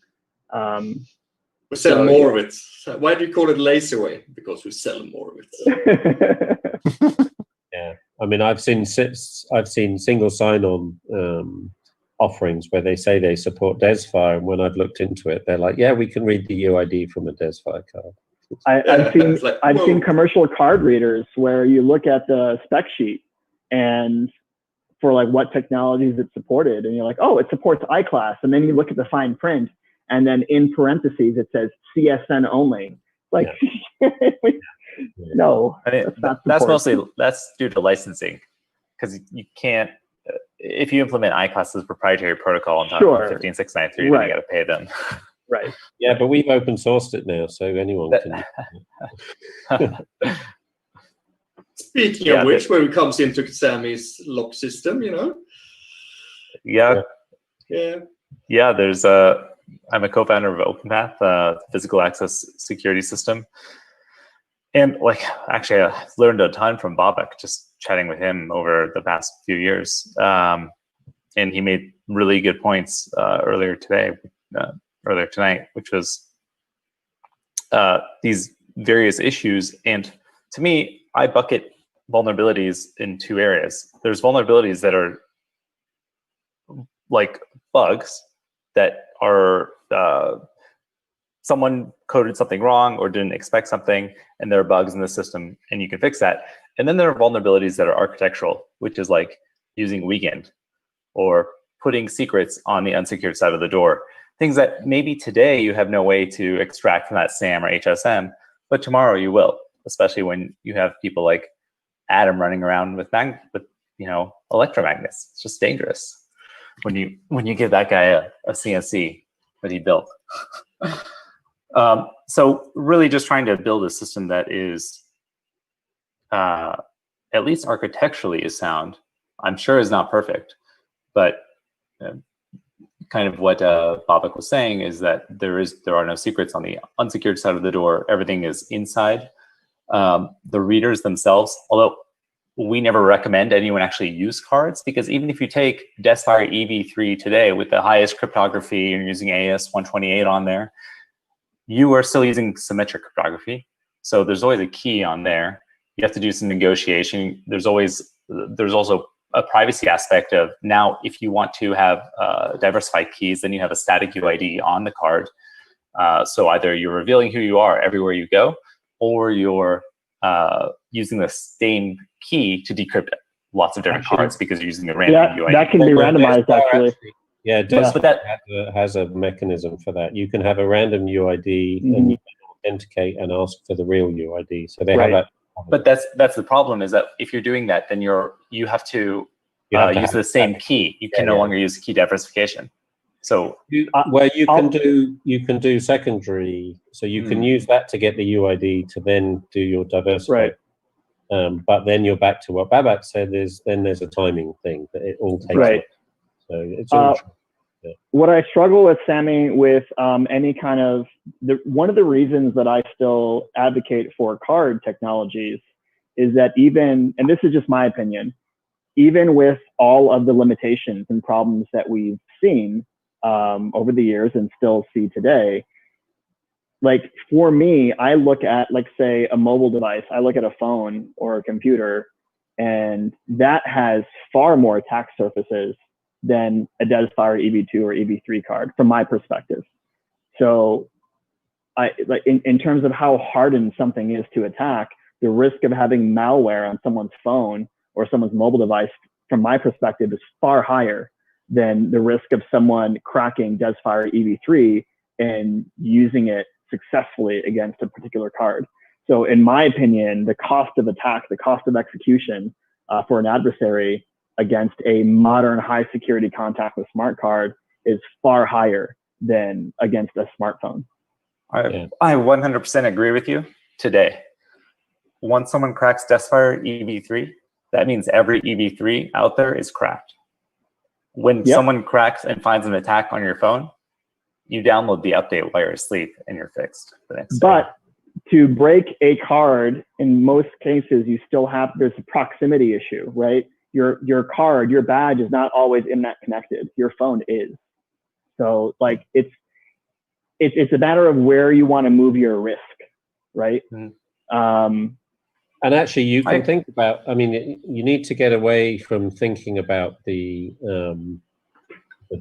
technology itself as the final solution. For me, a Desfire card is just a carrier for some data. Correct. So you shouldn't be relying on the technology, the security mechanisms built into that technology. If you put a certificate or something as the raw data, so all it's doing is carrying. So you've got all the authentication mechanisms and so on, but you've also got a a data block which can be overwritten. So you can change that certificate. If it gets compromised, you can just write a new one.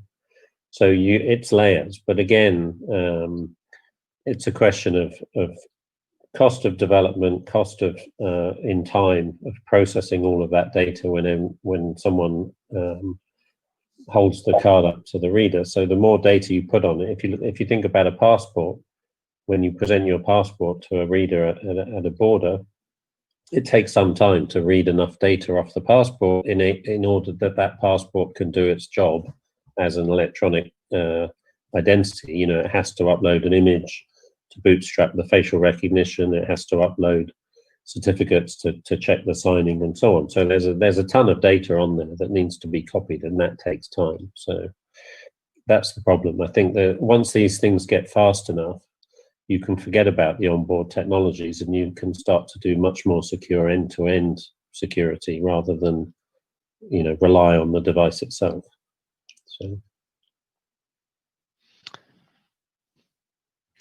There was a question from Javadi, and I'm a bit curious to hear if you know about more new stuff on that. It's like SQL injection or code injection via RFID as a transport medium. Has it ever been tried successfully? I'm aware of old attempts, like by Roald Verdult at the time, where, for example, you think you touch a tag, but actually you touch a real active peer-to-peer device, like if it's a smart poster and you touch the wall. And by that way, you can push much more stuff than what a tag is allowed to do. And even today, like on Android, you can bring two phones. The one which is sending data, you have to approve, but the one which receives data, they just take the data as it comes, and there is no approbation by the user. And it was doing, yeah, it was doing escalation with that on old Nokia phones, and there was also some fuzzing work done by Colin Milliner some years ago on the NFC stack on Google Nexus S, for example. Not really full code execution, but still crashing the NFC stack and this kind of stuff. I don't know if you're aware of more recent attempts like that. Well, I think you can do some interesting stuff with, you were saying that it would require user interaction in order to do something like, say, read an NDEF tag. So you can combine a couple of things, and you can take an Android device, place it wherever on the table, and below that table, you can have whatever PN532 that simulates an NDEF tag that says, hey, join my Wi-Fi network. You can force that phone to join the Wi-Fi network, and then you can say open, or you can say open this URL if you have, let's say, a Chrome vulnerability. But with URLs, you have to tap, right? You have to perform a capacitive touch, which you can also inject, right? You can do that with EM under the table. So you can, assuming you know where a device, a phone may be, or if maybe you could detect it, I suppose you could have a Hall sensor. Have a fake charger, so you know it's exactly where it is. Yeah, fake charger, exactly. That's a great idea. Then you actually can join Wi-Fi networks and hit URLs. Probably a couple other things that are available in the NDEF specification, but yeah, I use that autonomous. for Bluetooth. So I don't know if you remember Dragos, the PACSEC. Yeah, I do. So we used exactly that technique to break Bluetooth pairing, forced pairing, I think we call that. Oh, nice. Yeah. That's awesome. Very, German researcher. Go. There was a German researcher, Michael Weisner or something like that. He just 2 years ago, he took one of the Proxmox with a huge antenna underneath it, and he read EMV cards on the table. See if someone, a lunch tray went and sits. He read off credit cards based on that one. It's to prove the concept of you can read about up to 30 centimeters if you have a decent EMV antenna or HF antenna. So this is one point where you have to step back, however, though, because what are you really winning by trying to force that Wi-Fi join? Because there's so many other easier ways to get that. Since you're holding up an iPhone, that thing's beaconing out every 28 minutes, looking for every Wi-Fi access point you've ever connected to. So if you create a promiscuous access point that says, yes, I'm that access point, yes, that Wi-Fi key is completely correct, and it'll just join by itself. I don't think you have to work that hard to get your iPhone to join a malicious Wi-Fi network. You'd have to go through that triple backflip to do the installation under the table. Just I mean, that's true if you're not already on a Wi-Fi network. Yeah, it's true. There's sorry. In which case, if you're already on a Wi-Fi network, then you get one of these. Have you seen these? Nice. Looks pretty. I haven't seen it. It's the D-Stake deauthenticator. It's so it's basically everyone's making a DAuth tool these days. Yeah, this comes in a couple of form factors. It works pretty simply. It's easy. There was a question in the Discord regarding OSDP. Just bringing it back briefly for access control. The question was, what are the risks of OSDP without secure channel? Could man-in-the-middle attacks still be implemented on the RS-485 bus, similar to weekend attacks that we've seen before? Yes, absolutely. What we need to remember is that the vulnerability that we've been demoing, that Adam's been demoing for the past, how old is the Gecko, Adam? Must be 10 years old, I guess. At least more than that. Yeah, it's forever ago, right? So that's just the main issue is that the credential data, once it's read from the card, is being sent in clear text to the door controller. Now, weekend is a really dumb, old, simple protocol, but it's still just clear text. So with OSDP unsecured, now you're just replacing weekend with RS-485 serial.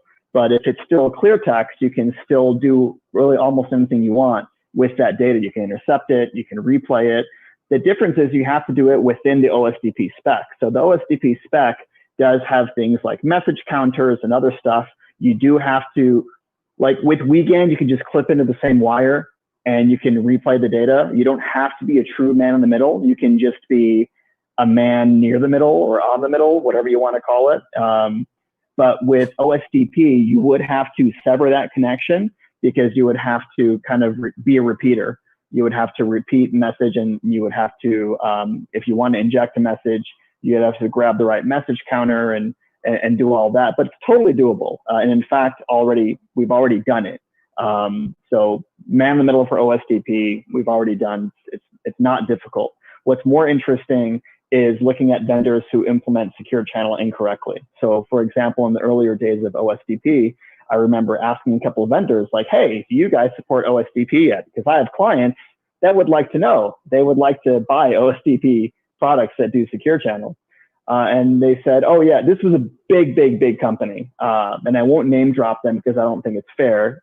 Most of the big companies in the access control industry make stupid mistakes. This is one of them. They said, oh yeah, we do secure channel. I'm like, oh, cool. How do you do key management? Because the spec doesn't define key management. There's no one has implemented an interface for the administrator, for the user to like generate or manage keys. So I'm curious if you guys support secure channel, exactly how are you doing key management? And they said, oh, well, we have our own OSDP key. And I'm like, I don't understand. What do you mean you have your own key? Like, are you randomly generating it, or like, where does the management piece come in? And they're like, no, we just have our own OSDP key. We use it on all of our panels. And I realized that they were using the same key across all of their door controllers. So then, all you would have to do would be to access, one of their controllers, dump the key, and then potentially use that in nefarious ways. So even protocols that support encryption, as we have all learned in the past, and specifically is still the case for OSDP, they have to be used correctly. If the key management piece isn't done correctly, then it's still kind of useless. Yeah, I mean, and again, that's where you see a lot of the problems. It's not in the standard, it's in the implementation. I mean, a couple of horror stories I can tell you about that. One of them was a secure backend RS-485 system, but it was all based on a random number which was sent out in the first 3 packets. When you booted the system up, it sent a packet out, and one of those packets had the initial nonce in it, and then both ends would perform this continuous updating to this random packet in order to create what they thought was an OTP, you know, a one-time pad, which was being applied to every message. But if you rebooted the device, it started with the same number every time. So they weren't actually salting their random. They were just always starting from scratch. So if you did a soft reset in the middle, you would get a new number. But if you actually did the 12-volt Nakatomi Tower attack, then you would at the beginning. And the other one, which was even worse, was an implementation, and this was kind of hilarious. It was a DESFire implementation. And the developer obviously was working on a microchip, and he was like, well, where do I get a random number from for the session key challenge? Oh, I know. If you look at binary in memory, that looks pretty random. It's just, you know, if I take a chunk of memory and then increment by 16 when I need another 16 bytes, it'll be something pretty random. So we realized purely by accident when we were analyzing the challenges, we're like, hang on a minute, there's C code in here. What the hell? And so we realized just repeatedly asked for a challenge, it dumped the entire memory of the reader. So that was just a ridiculous mistake in the implementation, because they'd got someone who didn't know how to generate random. So you can see some funny mistakes.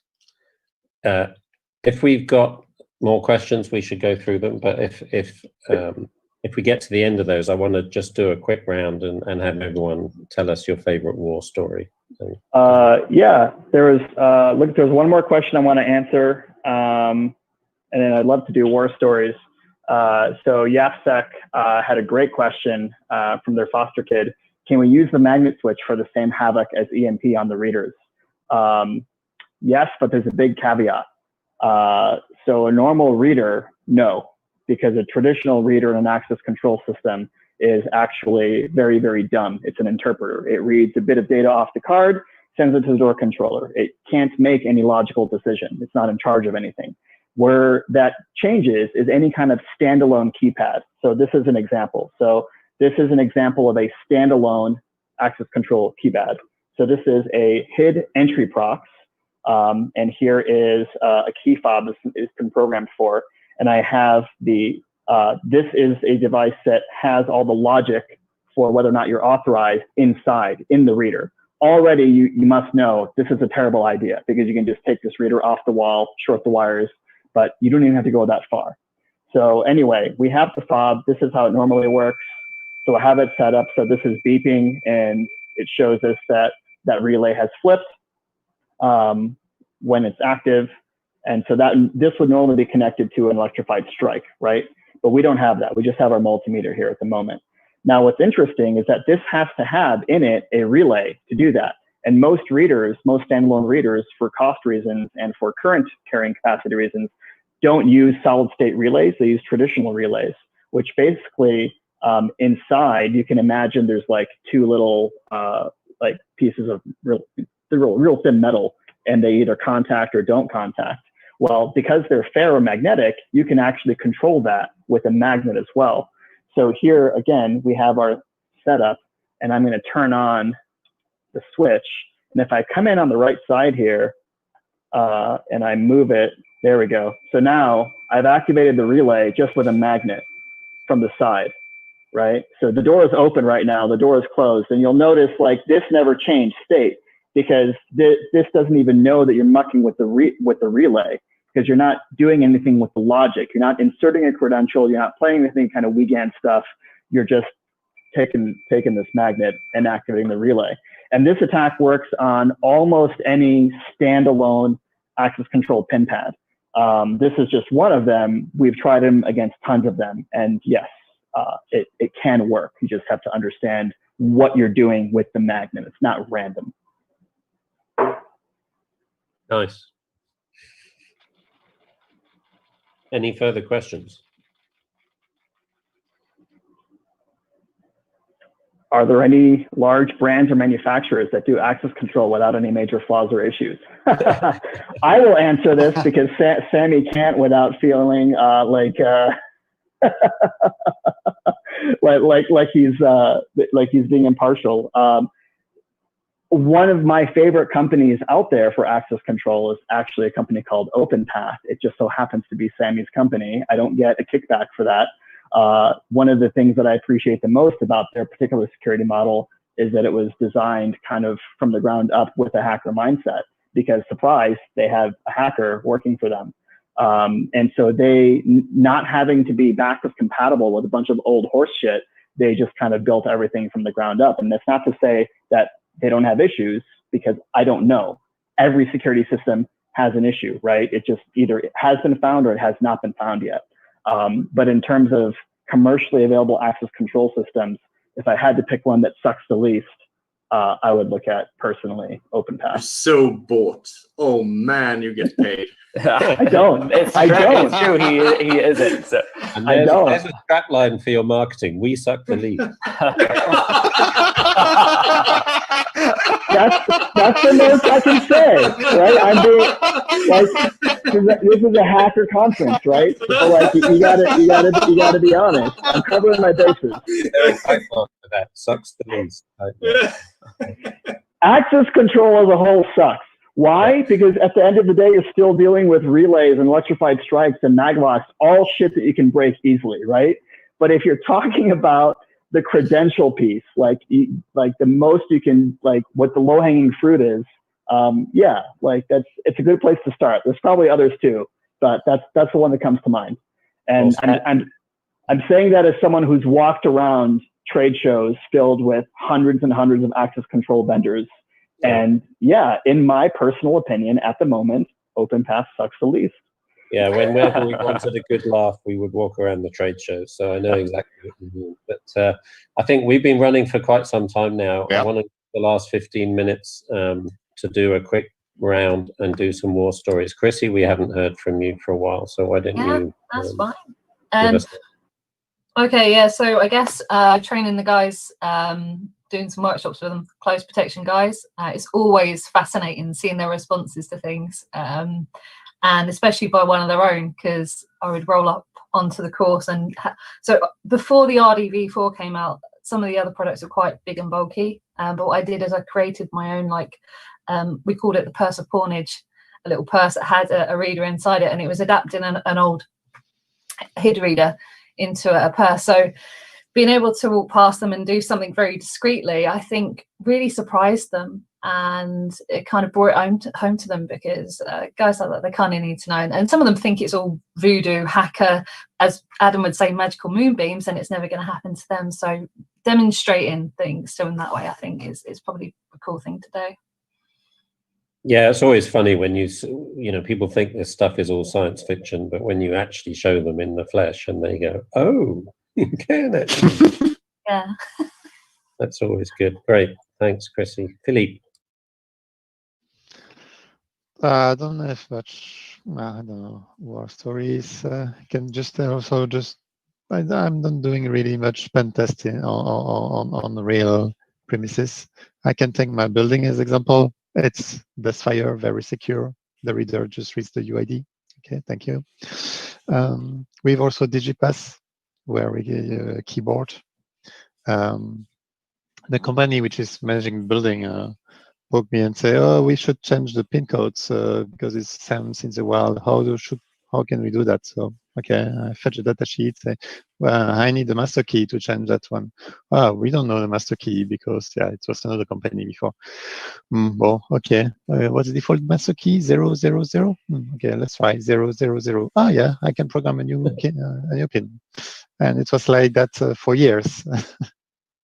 So, yeah. Yeah. Nothing should surprise us when zeros are involved, I think. 0 pins. Excellent. Iceman, what have you got for us? War stories. Oh man, I don't have any war stories. I sit at home usually. I'm not this fancy red teamer or pen tested like you guys are. Like I can see a stolen painting in the background. So what are you talking about? Shh, we don't speak about the paintings. Now the thing is, what I wanted to say is, I got a card. I tried to see if I find it, but it wasn't.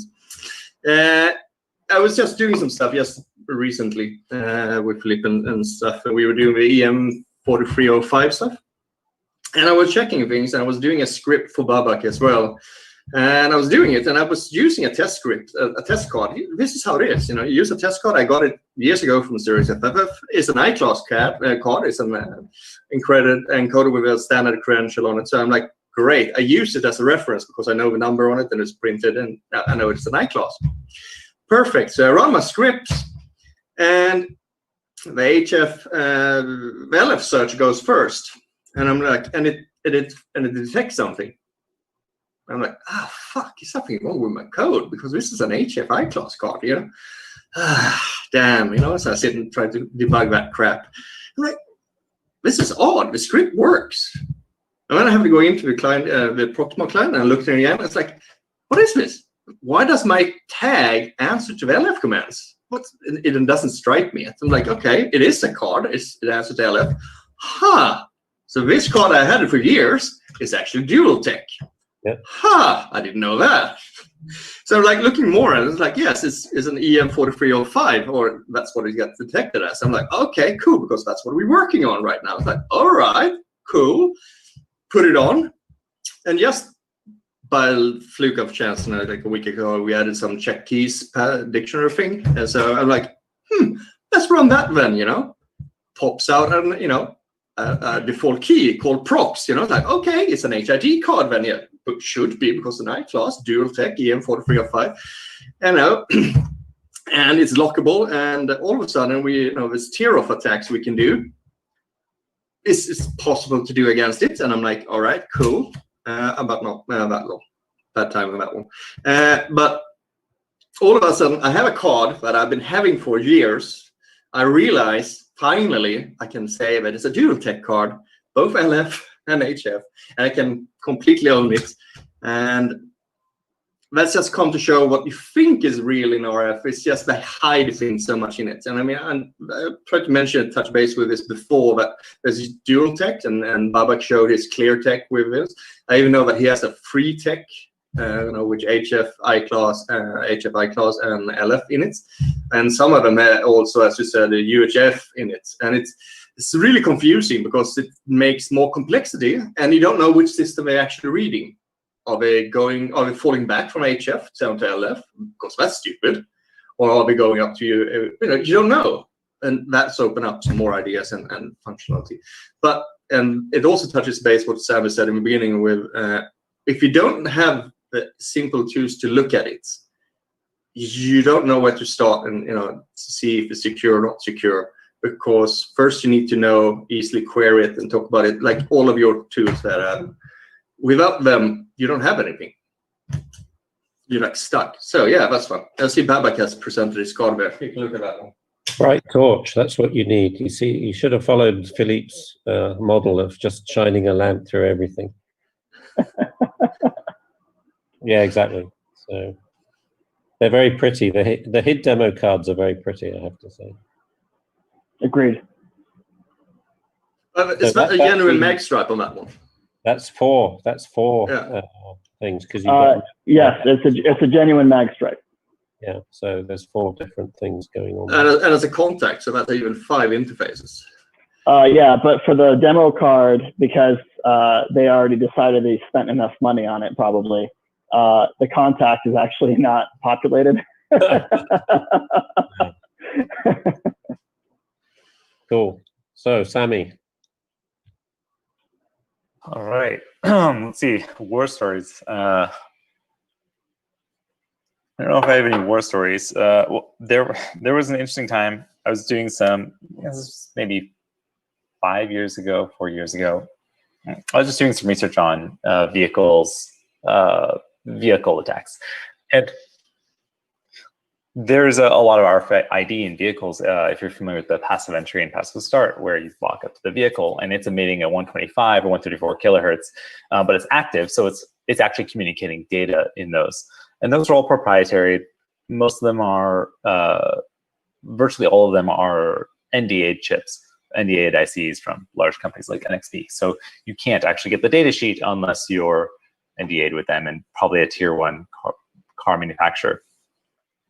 But I was building different proof of concepts, like re-implementing the relay attack to unlock and start the engine, and then reverse engineering the communication between the fobs and the car, which is kind of interesting just because the car is sending this 125 or 134 kilohertz data packet that essentially says, hey, I'm a Prius.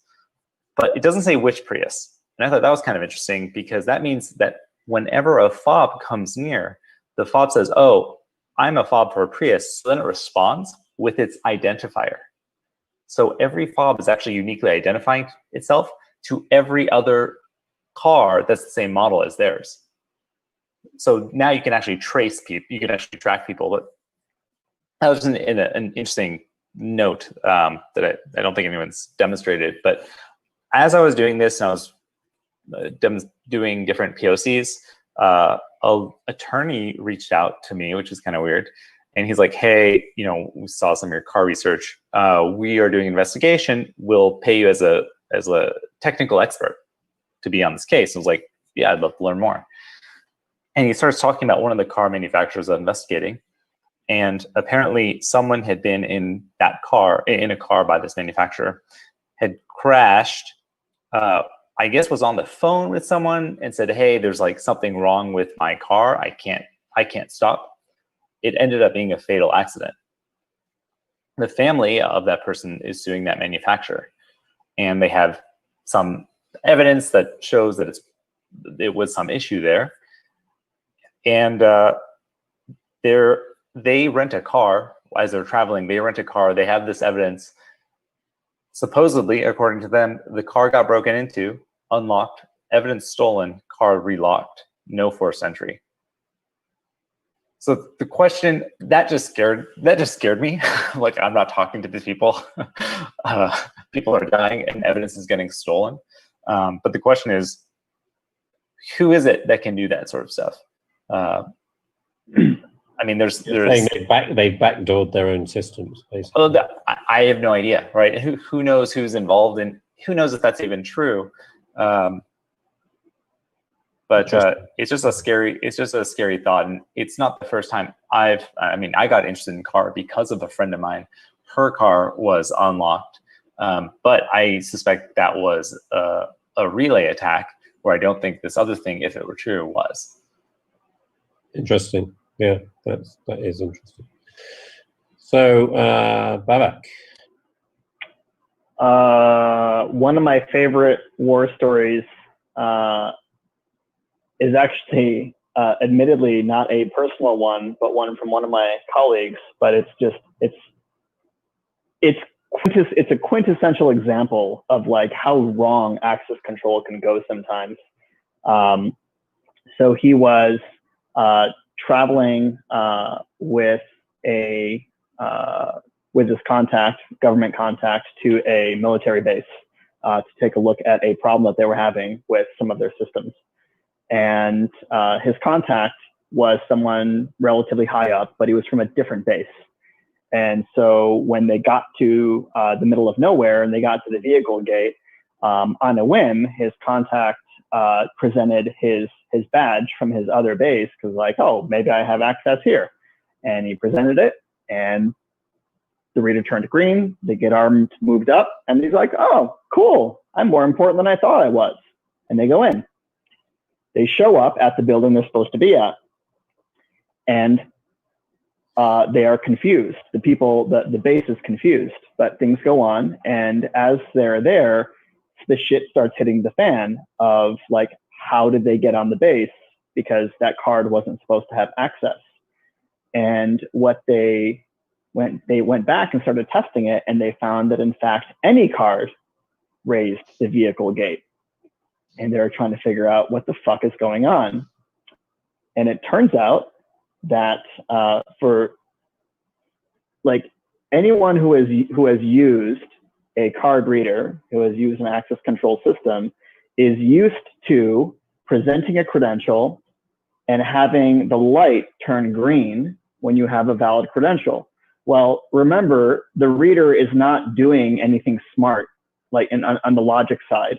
So the reason that that LED is turning green is because the reader is saying like, hey, there's a card, I read it, like, we're good. We have a credential, I'm gonna send it to the door control, and the door controller makes a decision. Somehow they had managed to wire the system to monitor on that particular reader the LED condition of the reader, rather than what the logical access decision was from the door controller. So literally any time that the reader read any card, the relay connected to the vehicle gate was set up to just monitor the beep from the reader, and basically just was giving anyone access because it was just miswired. So yeah, that's something that is not, I heard that and I'm like, oh yeah, that sounds about right. That's not that crazy, because there's a lot of stupid stuff out there. And what's kind of hilarious is that they hadn't noticed, because the only people that present correct. Yes, that's the really great part, right? That's cool, and that's a really good example. And I'll give a quick war story, which is the same, and then I'm going to hand it off to Dragos for his story and closing remarks. But yeah, with access control, it's not just the technology, but it's the management of it and the whole process. And my favorite war story is, I was meeting someone for lunch, and they work in a very secure building, and they said, well, it's kind of hard to get in, but I tell you what, if you meet me at the main turnstile, I have to renew my credential this year. Today's the day where we'll go and renew our credentials. So I'll be down there renewing my credential, and then we'll go for lunch. So I rock up to the building, and it's one of those turnstiles, which is, there's like really high fences and cameras and barbed wire, and a turnstile which has fingerprint and so on. And there's the security office right there. And I can see him in the security office at the desk, signing some papers. So I kind of wave at him. He doesn't notice me, but the security guy does. And so he waves back and motions me to step into the turnstile.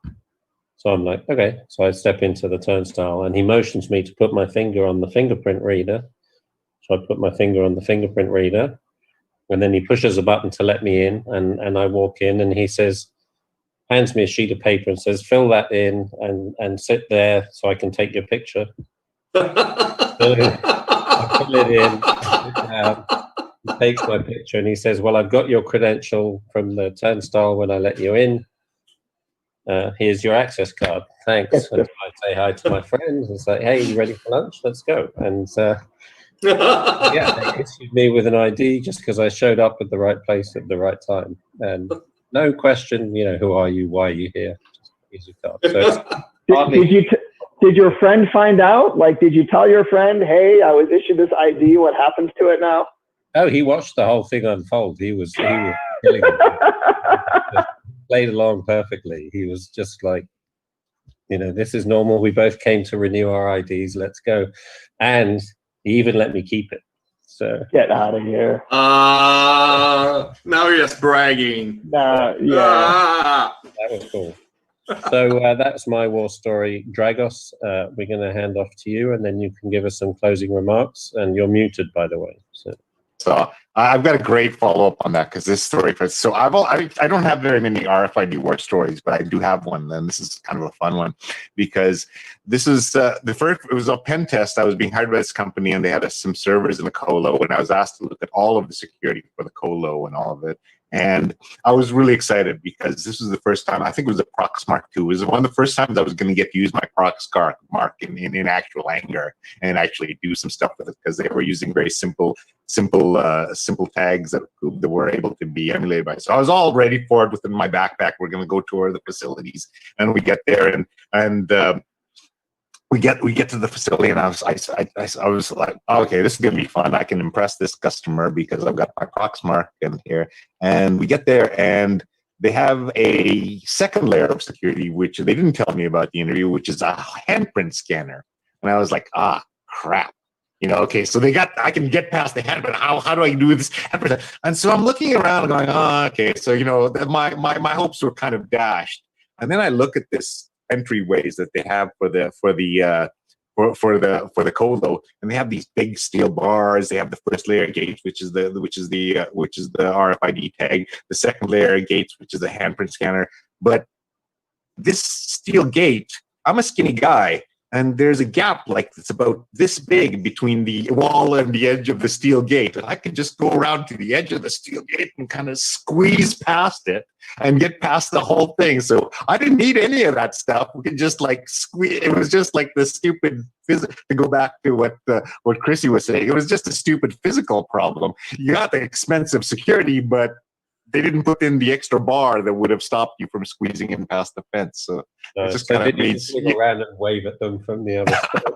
That's exactly what I did. I squeezed back past, and I said, this is actually the other fun part about this was that they had all this stuff quite physically secured, and you could poke a pencil through their mesh hole and push the buttons on their servers and reset their servers with a pencil past all the cages and stuff. So there's some fun stuff on that particular engagement. But I got to look at the whole system. Thanks, guys. This was a lovely session. I had just a fantastic evening here, enthralled by all your stories and everything else, and I'm sure this is going to be a good session that people are going to love to watch the recording. So thank you all for spending the time with me this evening. Thank you. Thank you.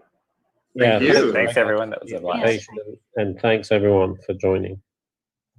This is super awesome. Thank you. I look forward to having a drink or a dessert or something with all of you in person somewhere as soon as we can do this again, because I really would. Absolutely. Some of the conversations would be lovely. Definitely. Yeah, looking forward to it. And thank you for inviting us, Adam. And big thank you for everyone who was watching, since obviously none of us would be here if there was no one to watch. Yeah. Oh, sure. I'll pimp it out on the recordings. We'll see. We'll have it up there for posterity. I think that there was a lot of useful information in this. This is a really good overview of RFID that we kind of walked through here. So it was a really fun session. And with that, I think we're way over time. People are saying great. Thanks a lot on the panel. So I get to use my sound box one more time. A big clap for all of you. We'll punch up a title for me to go out there, and we'll just hit off on all the screens here. All right. See you guys. It was a lot of fun. See you, Samy. Thank you. Good seeing you guys. Thank you.